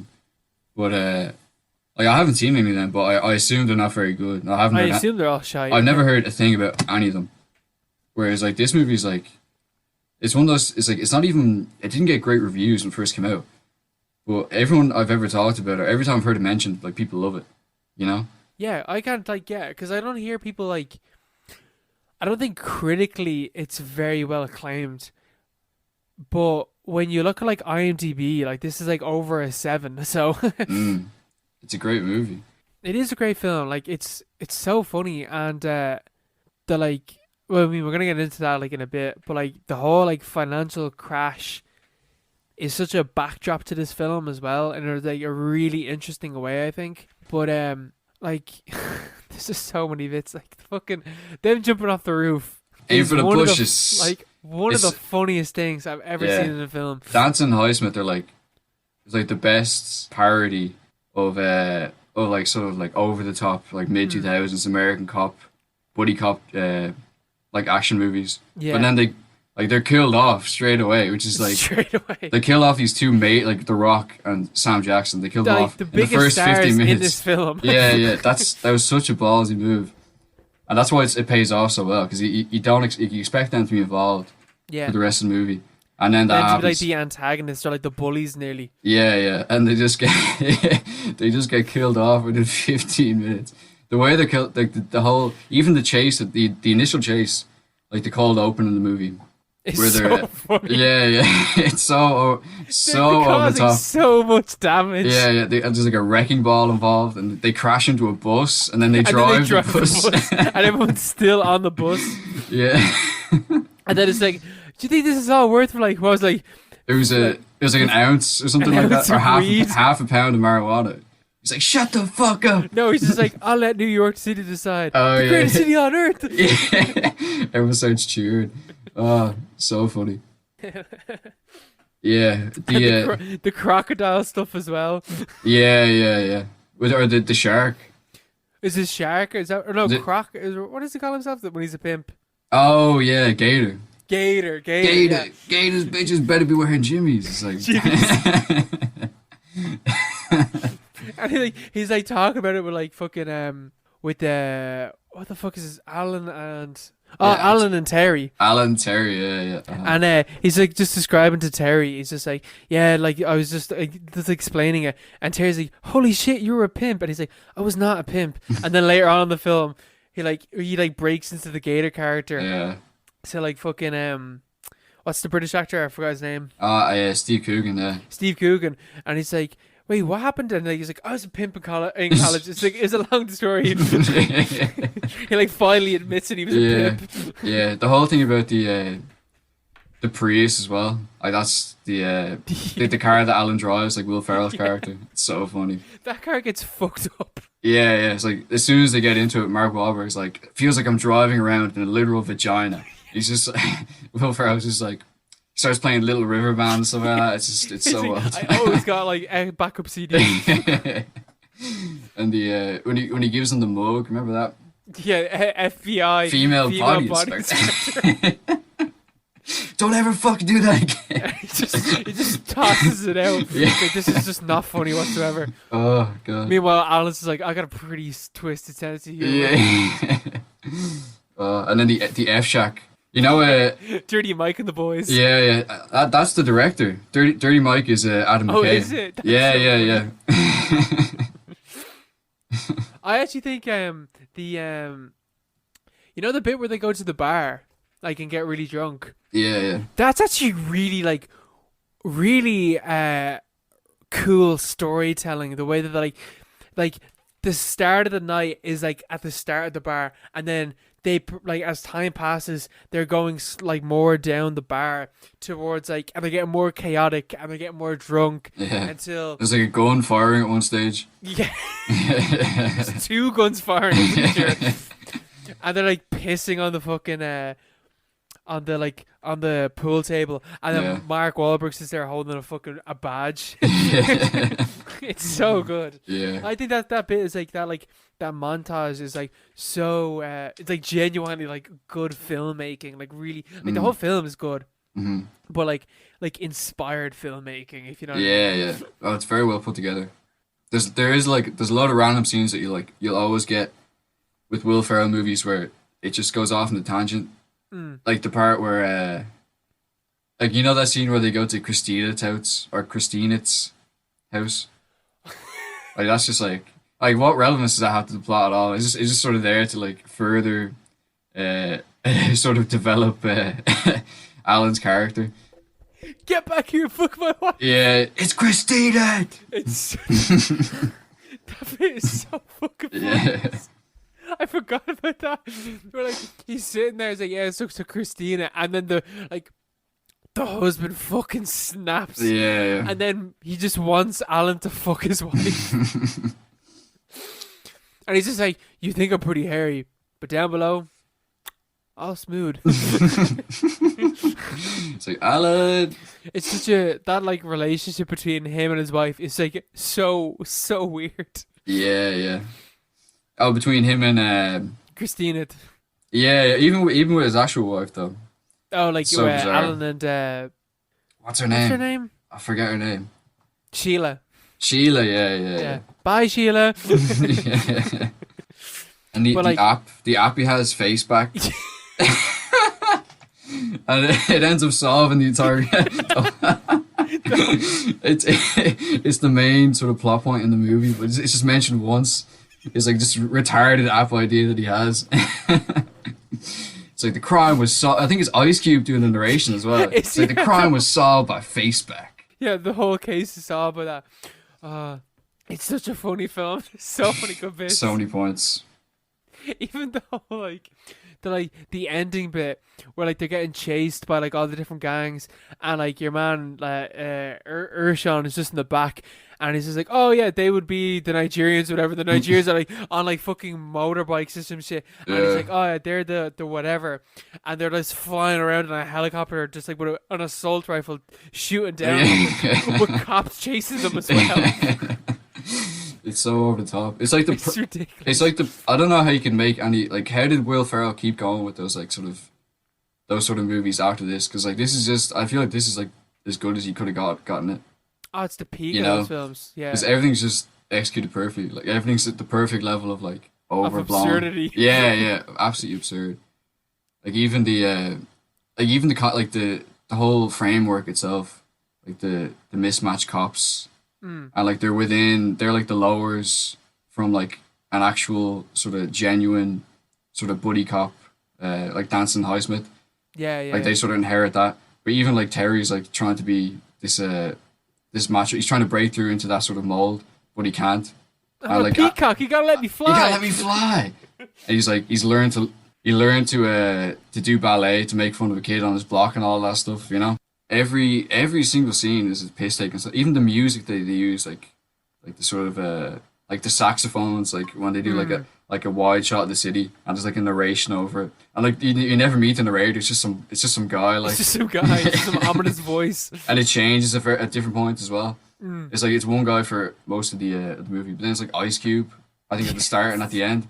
I don't know. It's just like so many different levels. And there's like, remember the point in where they're at the funeral for Dancing Highsmith, and Terry's like, he's like trying to break into that mold. He's like, this city needs a hero, and Alan's like, what about 9 million socially conscious unified citizens? It's like, so he's just knocking them down every single time. It's just like, well, yeah, why can't we just have, a different system? Yeah. Yeah, that so I told you during the week that I had a reading of this film. What you just mentioned there kind of ties into my reading of it. Oh yeah. But do you want to go into like the like reading the film like a little bit deeper, or do you want to just keep talking about the film a little bit? No, I'll go into it deeper. Um, so like, yeah, so like the film, the 2008 crash is such a backdrop to this film, in like so many ways. So like, you know the bit where Alan like shoots the gun in the office to do the office pop, The desk pop. the desk pop, yeah. There's a bit in that where like the two cops like are like trying to convince him that it's a real thing, and they turn around to another cop and there's like, Jerry, whatever the fuck. Oh, When did you it last is do Jerry as well. a desk? Yeah, it is Jerry. Yeah. When's the last time you did a desk pop? And he's like, September 2008. September 2008 is when the financial crash happened. Whoa. So it's almost like, when's the last time you fired your gun in the office? I did it 2008. So like, it's almost like, you know, an attempted suicide maybe is what tried there or something. You know, this is like, you know, yeah. reaches galore here, by But the way. it's obviously a reference. But it's a reference to like letting the gun off in the office when everything is crashing down, is clearly talking about something. And then even like when one of the first times when we meet David Urslan is he's talking at a conference or something, and he's just like, America, you guys do it bigger, better. You're all about excess. Spend that money. Like he's encouraging like this like pre 2008 idea of like spending money on just fucking bullshit. Yeah, he's talking to like a think tank as well. Yeah. The Center for American Capitalism.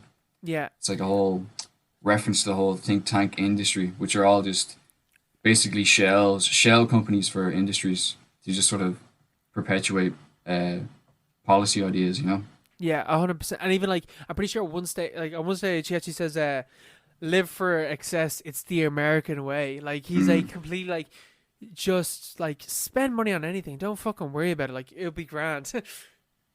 The market will take care of itself. And that like the company that he works for, Lendl Global, that, you know, the bit where like Alan is like showing him like a PowerPoint presentation kind of about like David Urslan, and they're talking about Lendl Global, and then Terry goes he mentions about like, oh, Lendl Global, that's that company that you can't tell what they do, because that's like the stage of capitalism that we are, like these massive huge fucking corporations, but you have no idea what they actually do. Like Unilever and stuff, you know. What are they in? We're in everything. It's like the jingle. Yeah, it's like, but what's that mean? Like, what do you actually do?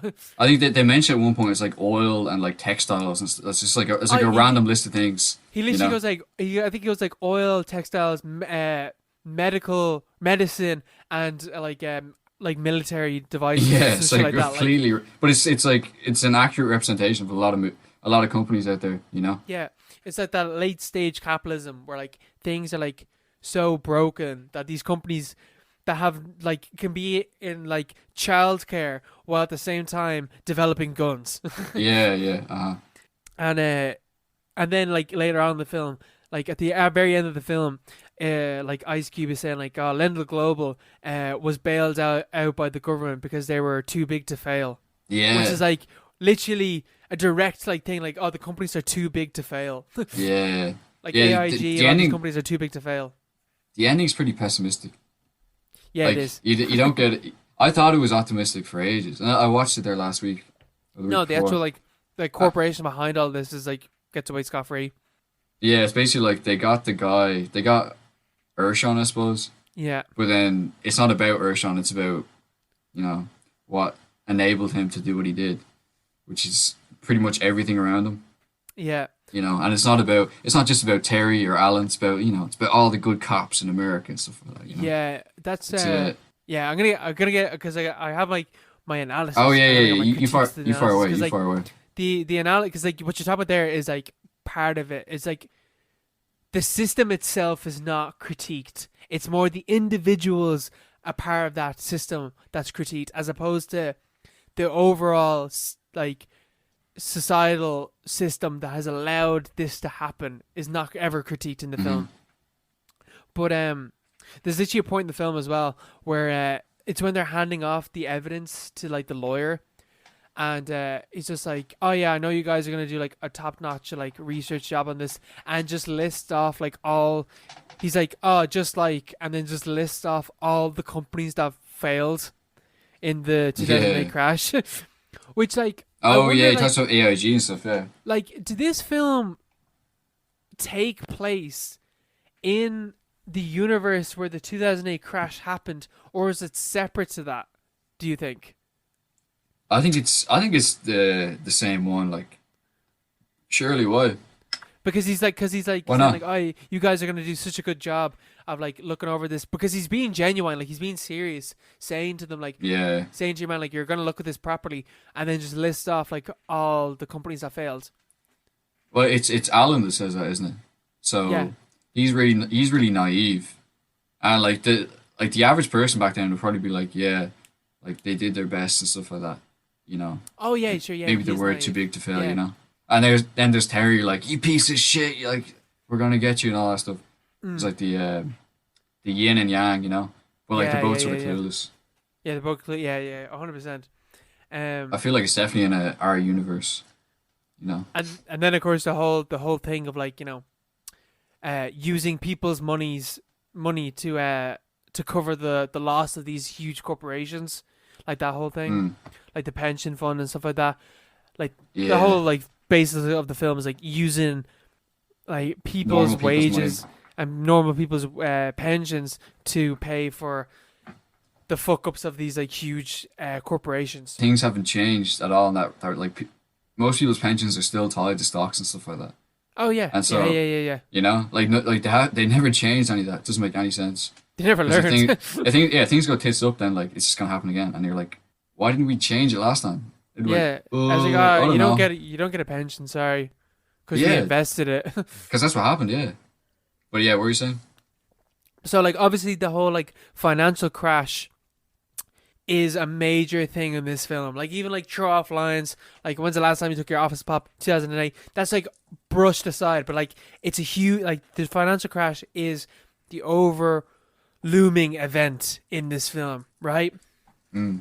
So this is my reading of the film, right? Boiling hot takes are being Oh, taken here, right? whoa, But the way that I read the film was Michael Jackson, Samuel L. Jackson's character and The Rock are they are the essence, as you said earlier. They're the parody, but they are like there's like that hint of truth behind the American Hollywood action hero duo, right? But in this film, they are taking things to such a huge extreme that they are causing more damage than good. So the opening scene is like, oh, like half ounce of weed, and they cost like a couple million worth of damage and shit like that. And actually, funny enough, the bit where like like they're in he like Samuel L. Jackson is in the car, and then The Rock is driving the bus, and he turns it, and then the car comes flying out, and he's shooting through the car. yeah, I think, but like when I was watching it, I was like that he crashes into Trump Towers. is it? Yeah, It's Trump Towers that he crashes into. yeah, yeah. So like literally taking no care whatsoever, and doesn't care what he's doing to like the big huge Wall Street figures and stuff like that. So the chaos at the start of the film is pre 2008 America, or the world, capitalism, right? Where people are doing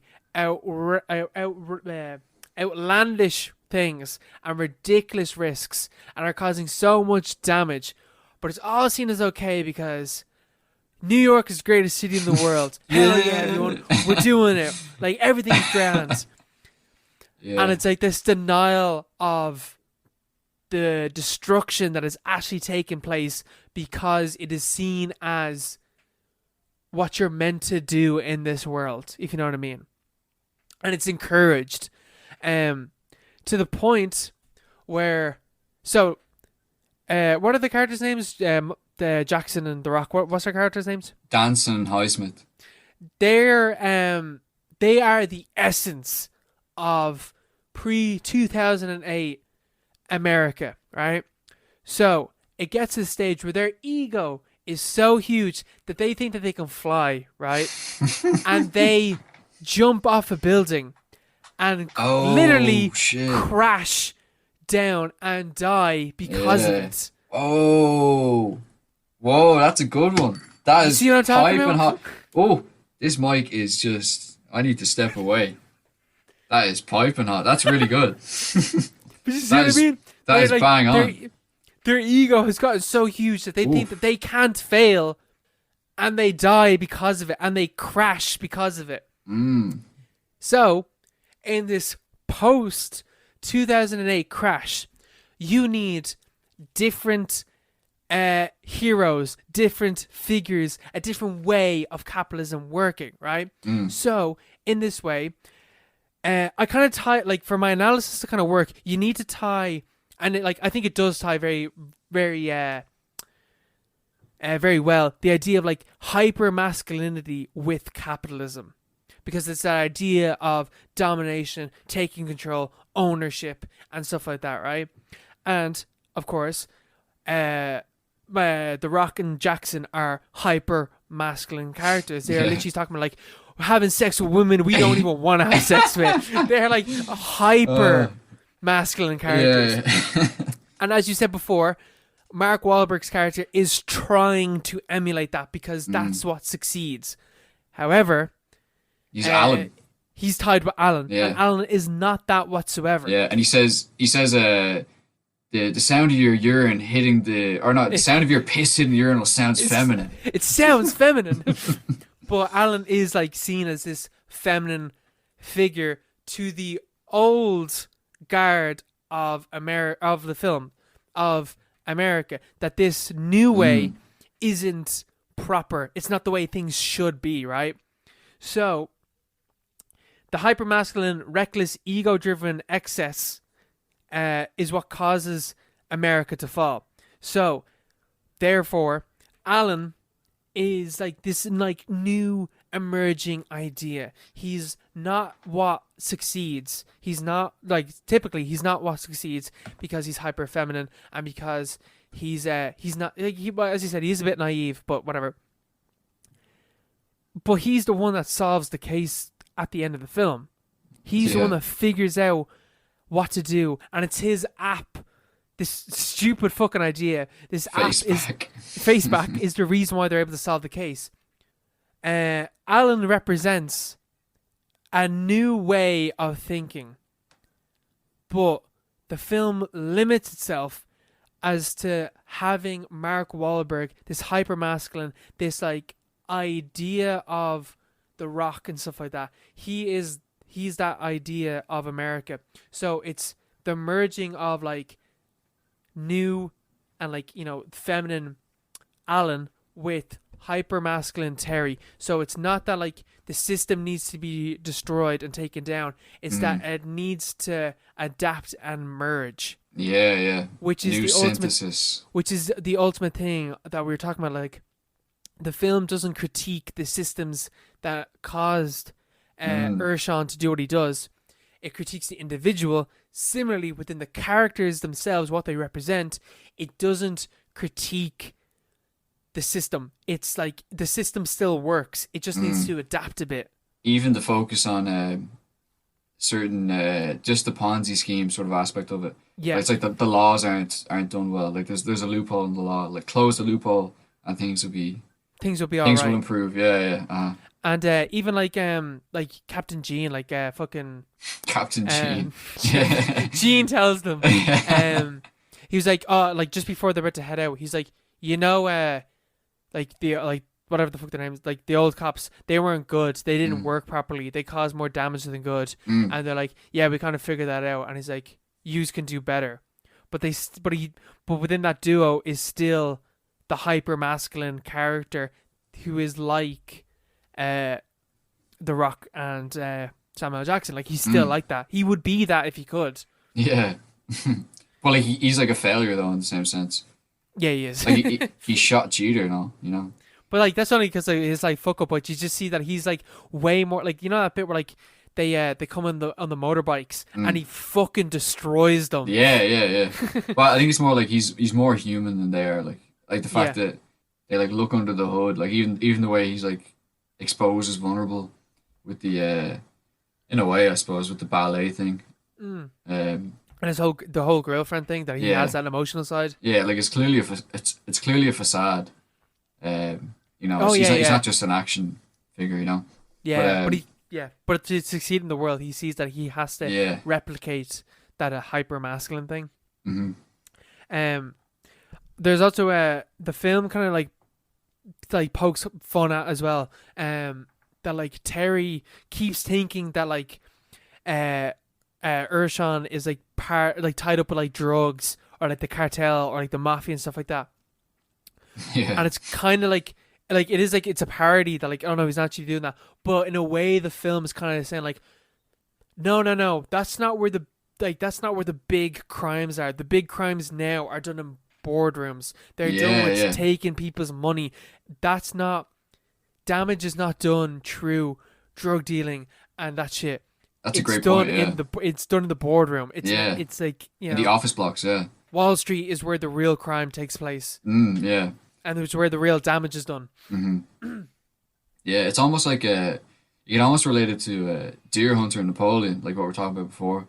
It's like Napoleon is like this heroic, or no, Dance and Highsmith are like Napoleon-esque sort of figures, like heroic, romantic, sort of idealized visions of like what I don't know, cops or like agents of the state should be, but like completely unrealistic, just sort of like idealized, something that maybe existed in the past but doesn't anymore.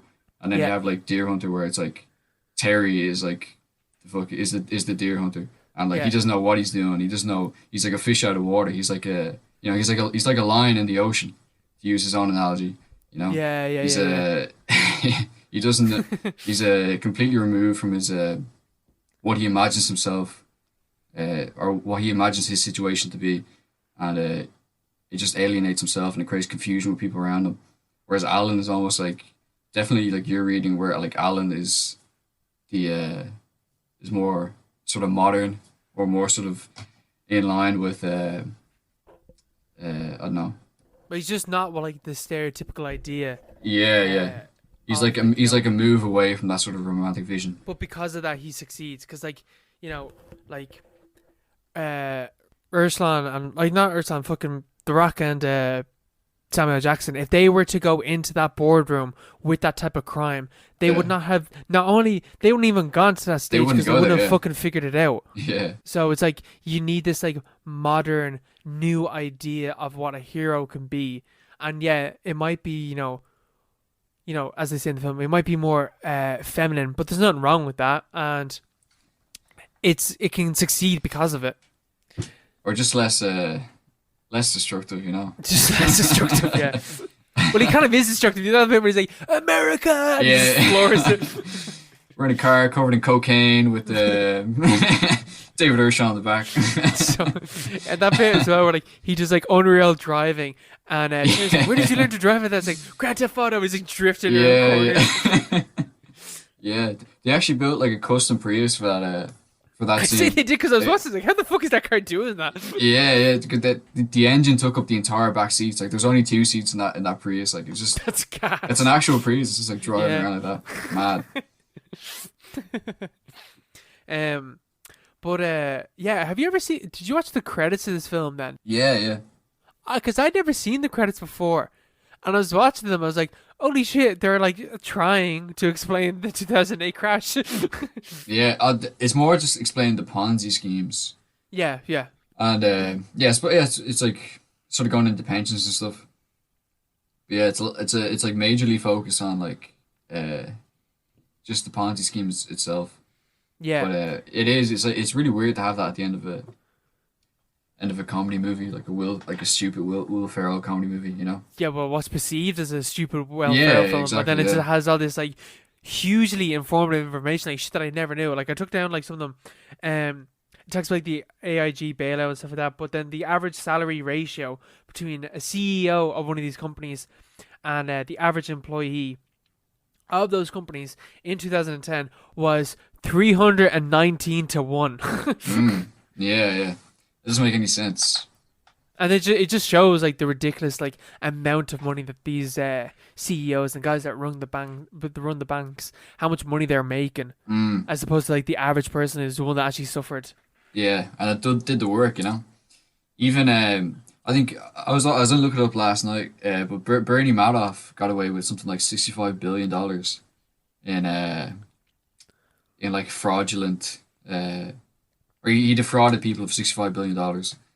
Yeah, So it's because it like was that's basically like it was like a pyramid scheme, like what he was running. yeah, he basically he made things up and he made money like he just lied basically. Like it's so easy. Like it's Yeah, such a simple scam and they're like how did this happen? It's like because you he just just fucking made it up. believe that like you just believe that a rich white dude wouldn't lie about something. Yeah, just like yeah, it's just this bizarre. this film is the precursor to The Big Short. Yeah, yeah. This film is better than The Big Short because like The Big Short is like trying to take itself seriously, and Yeah, it but does like the job. But even when it's like explaining it, it's like it makes no sense. The Big But Short, The Big Short, like it's still like mm, mad confusing, like because obviously like the economics behind it is really confusing. well, it's designed to be confusing, you know. But in this film, like I kind of got a better grasp of it because it didn't really explain it. But you're like, oh yeah, he lied and just owes all these people money. Mm, Like Urshan lied and just told people like he had this money and that he can invest it really well and he failed. But said like, oh yeah, don't worry, we can get it somewhere else, mm, and then just started taking average people's money to try and pay off the debts of the old. yeah, yeah. But it is the David Urshan character is definitely like the Bernie Madoff character who I didn't know anything about beforehand. Hmm. Yeah, Steve Coogan, great actor, great actor. Mm. Really Great actor. he's not really funny in this, but like Yeah, he's just more like pathetic. yeah, yeah, yeah, definitely. But that's where like my critiques of like the way that I read this film come into play because he's not playing an American, he's playing an Englishman, Mm. and all the like bad guys, the guys that like are Oh yeah, taking the pension money, aren't Americans. they're They're from foreigners. They're dirty literally foreigners. they're Australians. They're the fucking Nigerians. They're the Muslims. The They're the Brazilians. Japanese. They're whatever. They're not they're not Americans that are taking the money. Yeah, true. And even to the point that where Steve Coogan himself, like he's not an American, he's an Englishman. So it's like it's not one of our own that's the one that lied about things and lied to take people's money. It's the foreigner. Yeah, it's the dirty foreigners again. Um, yeah, that is a bit weird. I didn't notice that before. I think the Nigerians and the Palestinian thing. That's definitely just like saying, oh, he's like cavorting with terrorists or whatever. Yeah, But it is weird how like none of them are American. It's no, bizarre. But even Steve Coogan, I thought yeah, because they don't really utilize his talents as like a comedian in it. no, he's just like He could be a anyone pathetic really. character. Yeah, he could be an American actor. So maybe there is something to that. But he's just like this like pathetic, scheming, slithery little fuck that's like not Yeah, gonna do anything. He's just gonna lie to your face and try and like that whole thing where like he's just like he won't like answer their questions. He's like, okay, guys, you got a choice, Mamma Mia or Juicy Boys. yeah. To be fair, But that's that done for is funny. comedic effect. But Yeah, he's bribing them because he can't face up to what he's done. yeah. Poor Steve Coogan's great at that stuff. He's great at being pathetic, but it's just He like is underutilized in the film though yeah, definitely. because he could Yeah, do so much more than what the film yeah, allows him to do. yeah, He could yeah. be the Michael Keaton character. Like He Michael could, Keaton he is could. so good in this film. He's amazing. Yeah, yeah. Don't go chasing waterfalls, guys. I was about to say. One last thing. Come on, that can't be an accident.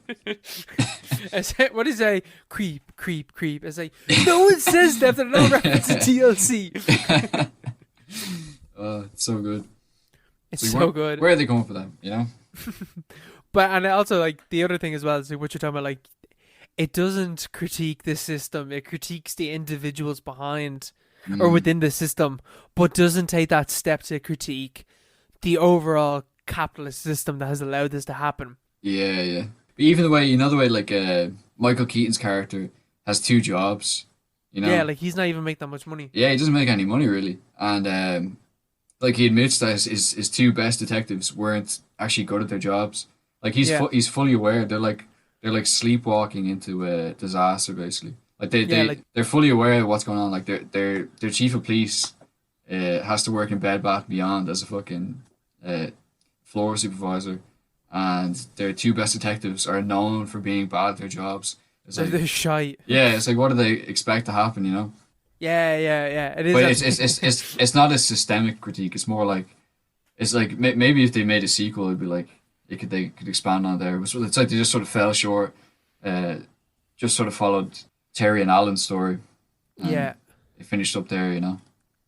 even like but the end as well. We're like you know, the fucking the peacock flies at the end.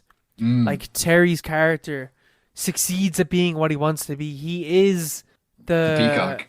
he is the peacock, but he's also the the Samuel L. Jackson fucking the Rock character. He is that figure now. He is able to be what he wants to be, which is the hero character. Mm, And he is still like masculine, like he's still like taking the piss out of Alan. And so it shows like overall, like yeah, this system doesn't work, but it just needs a little bit of tweaking, and then it's okay. Don't worry about it. We don't need yeah. to tear down the banks. We don't need to tear down the corporations that caused this. Mm, Everything's fine if we just plug up a few holes. yeah. Get someone developing face back. You'd be Yeah, laughing. phase back. Get the apps. Get those tech giants in here, Yeah, and they'll yeah, solve everything. And yeah. now here we are, the year of our Lord, 2020, and everything's worse. Yeah, I think it's just gotten worse. We got the apps. A lot of apps. But yeah, it is a compelling movie. It is a compelling movie. I really, it's, I definitely want to touch on Tropic Thunder at a later day. We can recommend that at some point. That'll definitely be done, you know. There's much to But talk about like, there. Much to there's so much to discuss. talk about. Yeah. Mm. Speaking of Ben Stiller, I watched Terror Heist last night. Remember that? Oh Yeah. shit, we forgot to. I'm just Yes, gonna we touch on skipped this this. briefly. Yes. But because it's Yeah. Go ahead. yeah, so speaking of Ben Stiller, I watched Terror Heist last night. Terror Heist, it's very, very similar to the other guys. 2011 movie. All-star cast, very similar. Ben Stiller, Casey Affleck, Eddie Murphy. Casey Um, Affleck's in this film. yeah, he's like the second main character. Jesus, I Um, didn't know that. yeah, Michael Pena is in it. Matthew Broderick is in it. Alec Baldwin. Um, have you ever seen it? No, I haven't seen it, but it's Yeah. who's the writer? Like the original novel or whatever it is. Who wrote that? There's no novel. Is Terror Heist not based on a novel? No, that's High Rise. That's J.G. Ballard. Oh yes, Ballard. yes, Ballard. yes, yes, yes, yes, yes, Yeah, yes. yeah. That's with Tom Hiddleston. This is not High Sorry, Rise at I all. keep thinking of that film every time you talk about High Rise, but I know Yeah, what yeah. film you're talking about. Yes, sorry, go Yeah, on. I get them confused as well. But this is very, very different to High Rise. It's just a comedy movie. This is like the other guys.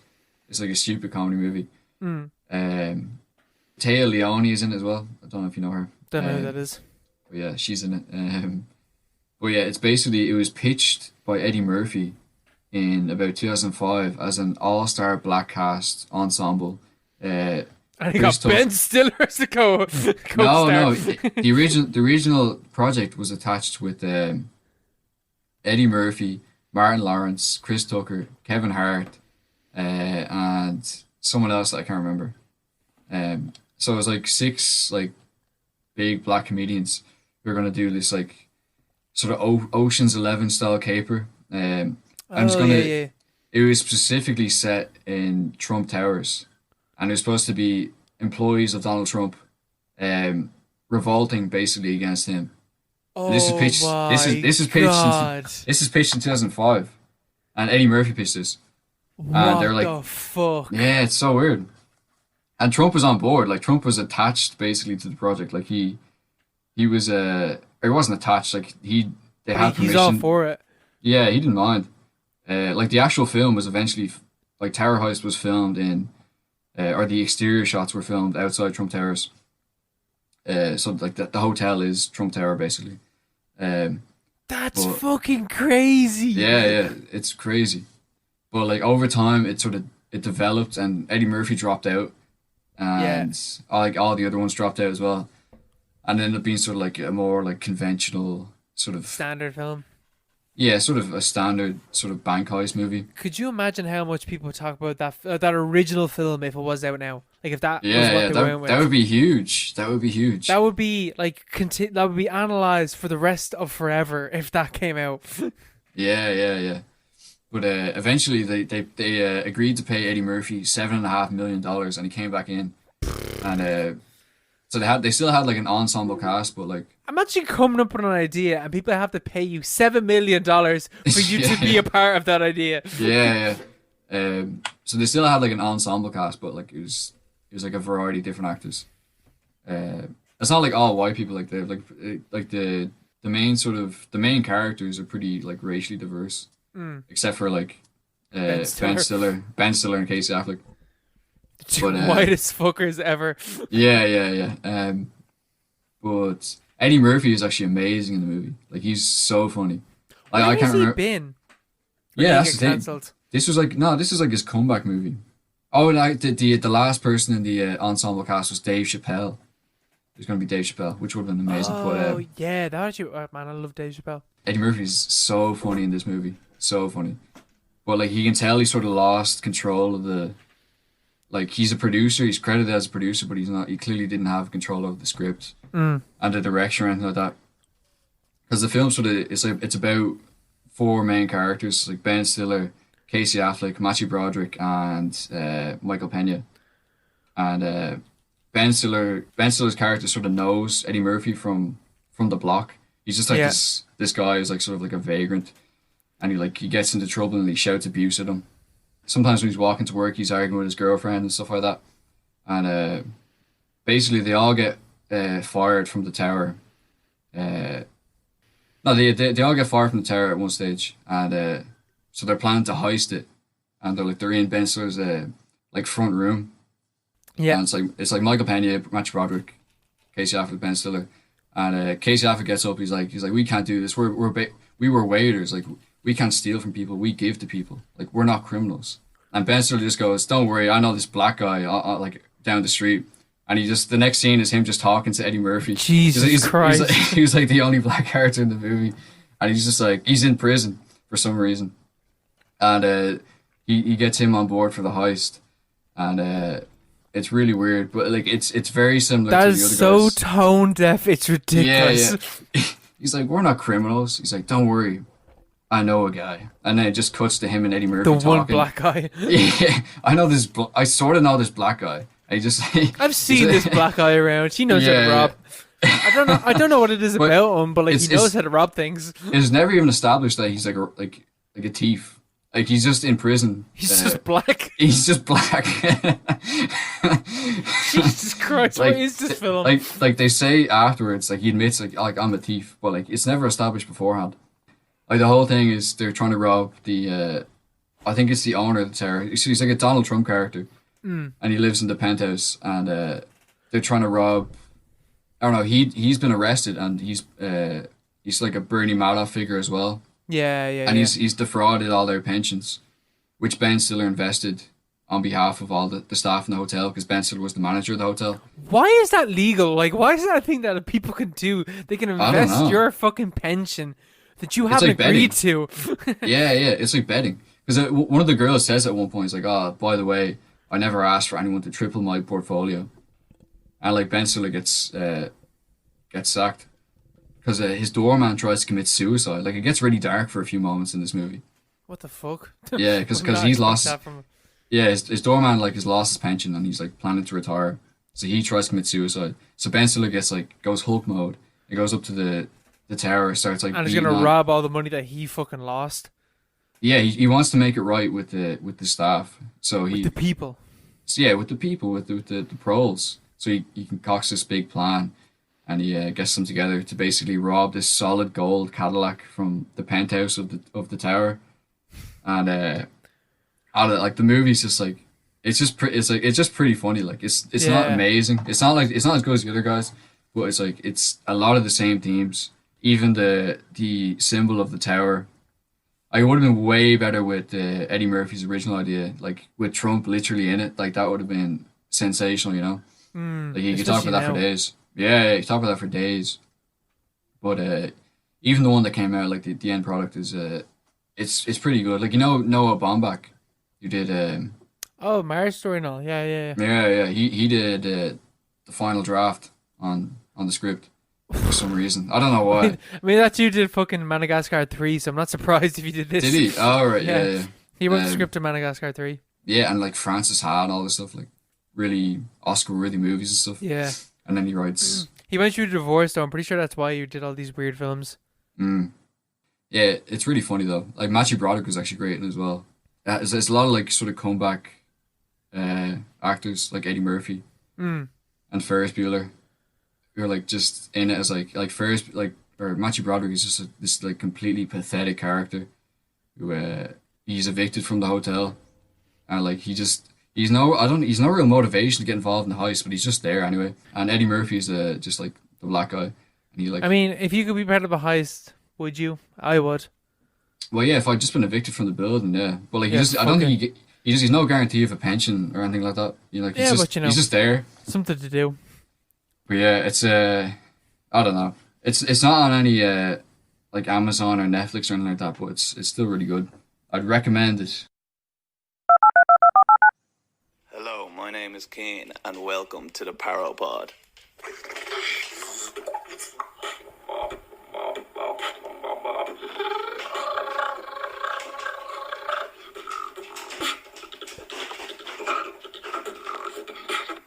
That there was Keane McCann. Now, I've been friends with Keane for like, the better part of a decade. Never knew the cunt could beatbox, Mark. He's a very talented man. He's multi-talented. Very special child. Yeah, I don't know where he come up with that. Yeah, that's crazy though. You know, It's mental. it's like the local talent that you'd overlook without just sort of hearing about Yeah, it. like Keane, It's the power of social media. Keane reached out to us. He's like, here, man, trying to get the beatboxing career off the groundwork. Can the Paropod give me a shout out? Can they give me a feature? And I was like, I put I had recently, put my hand in holy water and I put it onto his shoulder. I was like, Keane, yes. And so he sent us. Yes, my son. No, not yes. I just said yes, and then I walked away. And then Keane sent us his file. Just to keep it interesting, just walked away without a response. He's like, yes. I didn't give him any contact No details. elaboration. But Keane, yeah. So, he yeah, does he does bar mitzvahs, he does baptisms, he does weddings, he does Mark, what's that fucking Islamic fasting thing called? Ramadan. He does Ramadans. He rings in the bells at the end of Ramadan. No, he just beatboxes all the way through. all the way through, sundown to sun to sunrise. He made it very You love to see. He made it very clear though that he does not do funerals because beatboxing, it's not appropriate for funerals. He made that very clear. Doesn't work. Seen it done. Doesn't happen. Crowd just doesn't. They're not into Not it. into it. And now, Mark, on to the listener questions. If you have a question, or you got feedback, critiques, hot takes, really anything, you can hit us up on Instagram and Twitter at paro_pod, or you can hit us up on Gmail, theparopod@gmail.com. So anything that you want, hit us up with everything. Kind of introducing a new segment into this episode because when I put up the Instagram story post, I asked for hot takes as well as questions, and we got some hot takes. So we're gonna respond to them and like kind of transform them, I guess, into questions that we can talk about. But do you want to take the first question, Mark? All right. Our first question comes in from Noah, good friend of the podcast, great man. Thank you, Noah. God bless you, Noah. Great to hear from you. He asks favorite stoner film. Now, Mark, as a good Christian, as a good Catholic, I would never ever partake in the consumption of the devil's lettuce. No way. But if I ever have or ever did do, I would definitely, crack open a bit of How High. I don't know what year it came out. I actually haven't watched this film stoned, but Who's I in it? remember fucking oh my god, what's his name? Method Man. He's in it Who's from that? Wu-Tang. He's from the Wu-Tang Oh, Clan. He's in it. I don't know who else is in it. I just remember he's in it. But a great stoner comedy. It's about these two dudes, and they're really smart mate guys, and they like cremate him, and they take his ashes and they put it into a pot plant, and then grow a pot plant, and they smoke it, and then they can talk to him, but he's in heaven, so he can communicate with like Thomas Jefferson or whatever. Because of that, they smoke it just before they take a test, and they completely ace the test so well that they get a scholarship into Harvard, and they can just go about fucking about doing whatever they want, going to class. Fucking the president's daughter is a plot point in this film. nice. Nice. All the while just doing kind of fuck all, but as soon as it gets to exam time, 15 minutes before the exam, you light up, you smoke, you talk to your dead best mate, and you ace that exam. And it's just a really funny film. It's a good film. Yeah, that sounds pretty good, yeah. It's a good one. It goes up with like Half Baked, but I haven't seen Half Baked, so I can't comment on that. I've never seen that either. But How High is good. Yeah, I'd probably go with the maybe more basic choice. Dazed and Confused. Pretty out there. You know, everyone Haven't knows seen about it. it. But people know about it, you know. It's just like one of those David Linklater films. All right. Alright. Matthew McConaughey plays a paedophile. He's like trying to get with high school girls. He smokes a bit of reefer in the meantime. It's just like a really laid back movie, and it's really relaxing. You know, I've watched it like a few times on. I think it's on Netflix. I've never seen it. It is on Netflix, and I still haven't seen it. Yeah. I need to watch it. Yeah, it's really good. It's just like a really comfy movie.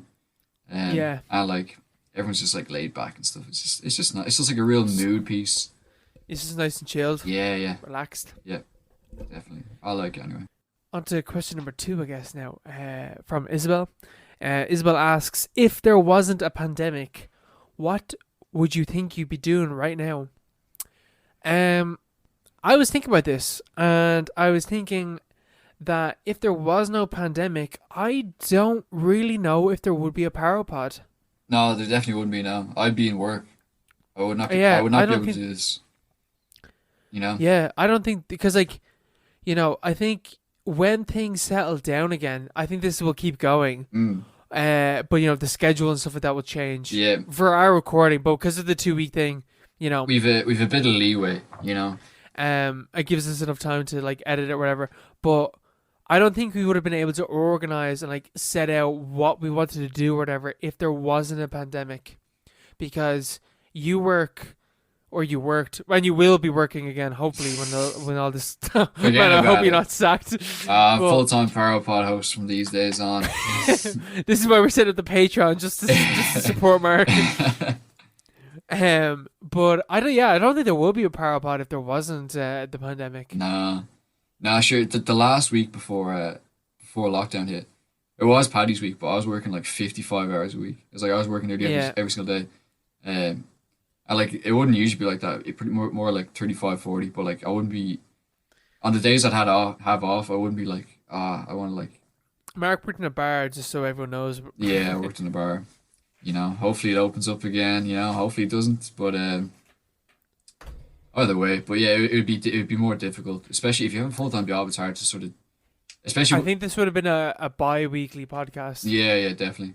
Especially when like the hours are pretty irregular. It's hard. Yeah. It's harder. But I think I don't. Yeah. I think definitely though the podcast would have been every 2 weeks, and each episode would have been way longer. I don't think it would have been 2 hours long. I think it would have been way longer. I think it would have been like 3 hours. 3 hours.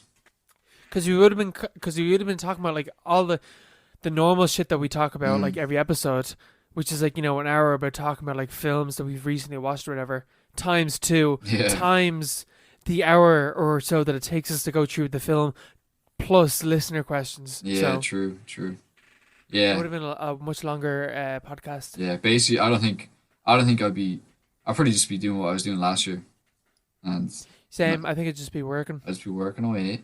Probably wouldn't be doing this. I didn't apply for a master's or anything like that. Same. So I missed the deadline for those things.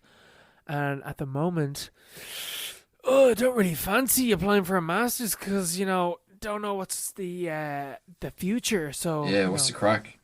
I might apply for masters like in like May or like April, like once things are like clearing up.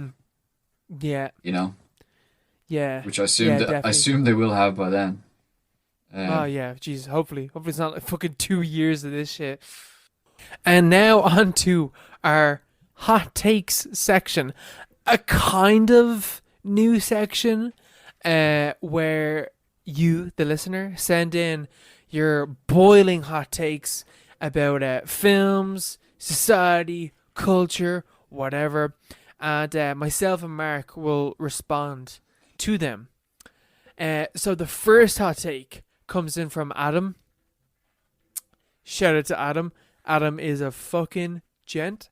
And he says, when Marty McFly comes back to the present, he doesn't really know his family.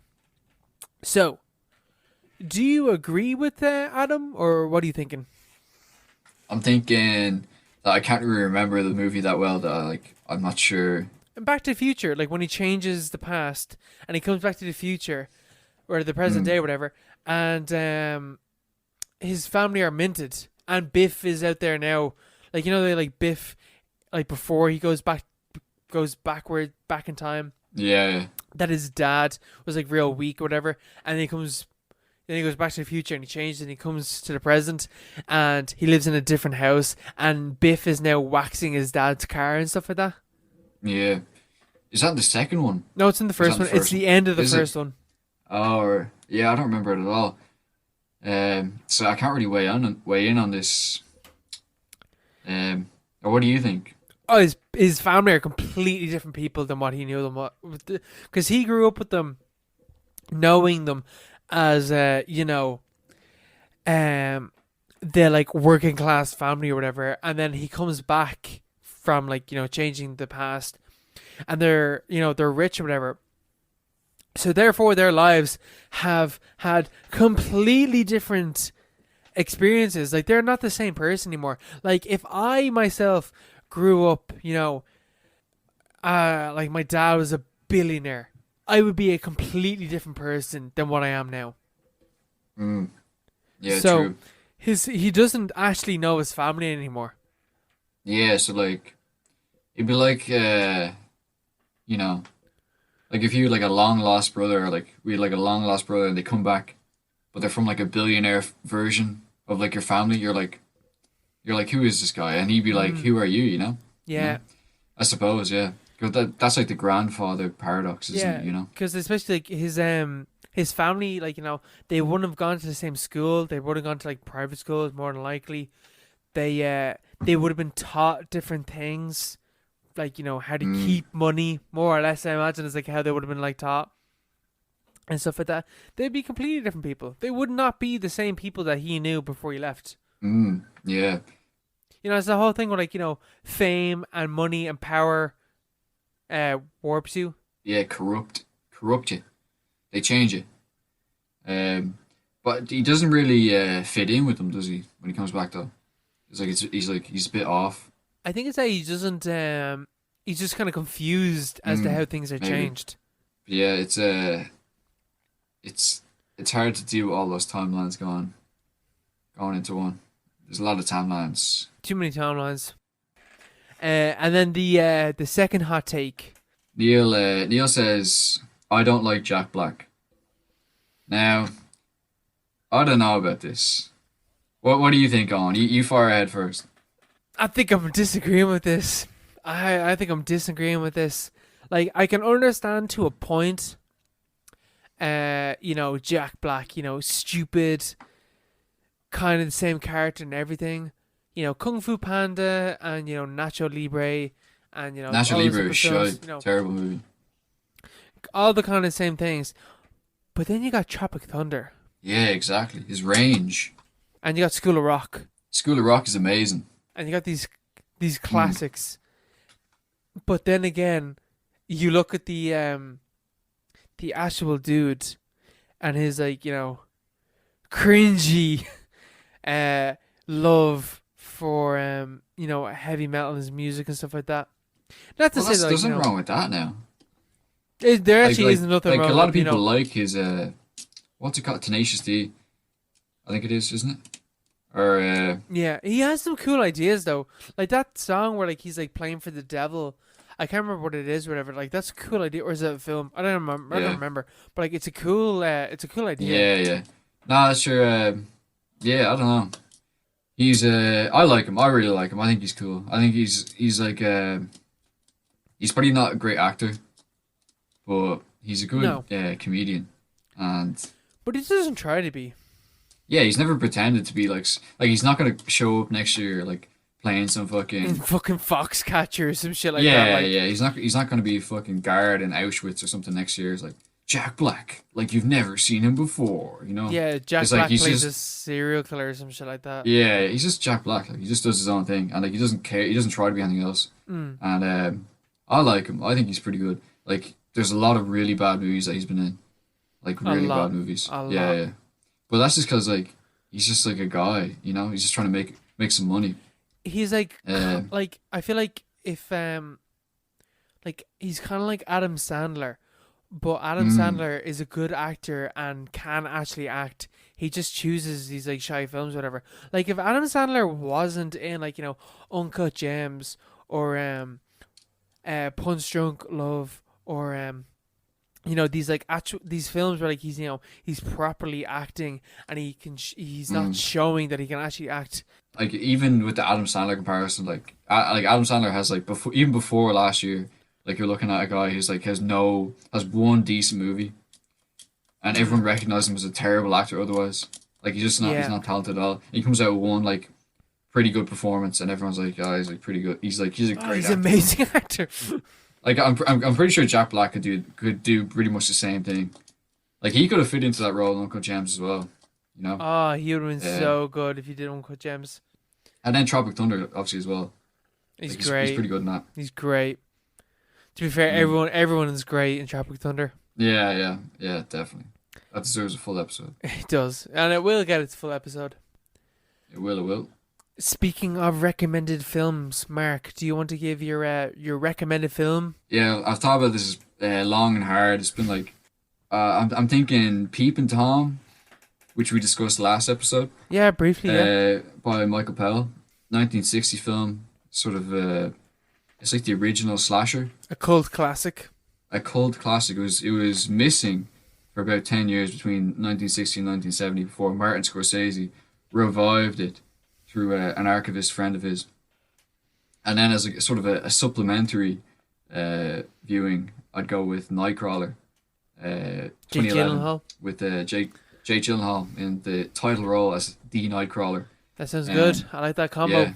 Yeah, quite similar themes. We can expound upon that many different ways. I think it'd be an interesting combination. Yes, 100%. Yeah, that's gonna be the end of the podcast, I guess. Then, See you thank too. you for listening. Make sure to send us questions, hot takes, really whatever. Yeah, Mark, do Send you have them in. any final words to end Any upon? parting thoughts?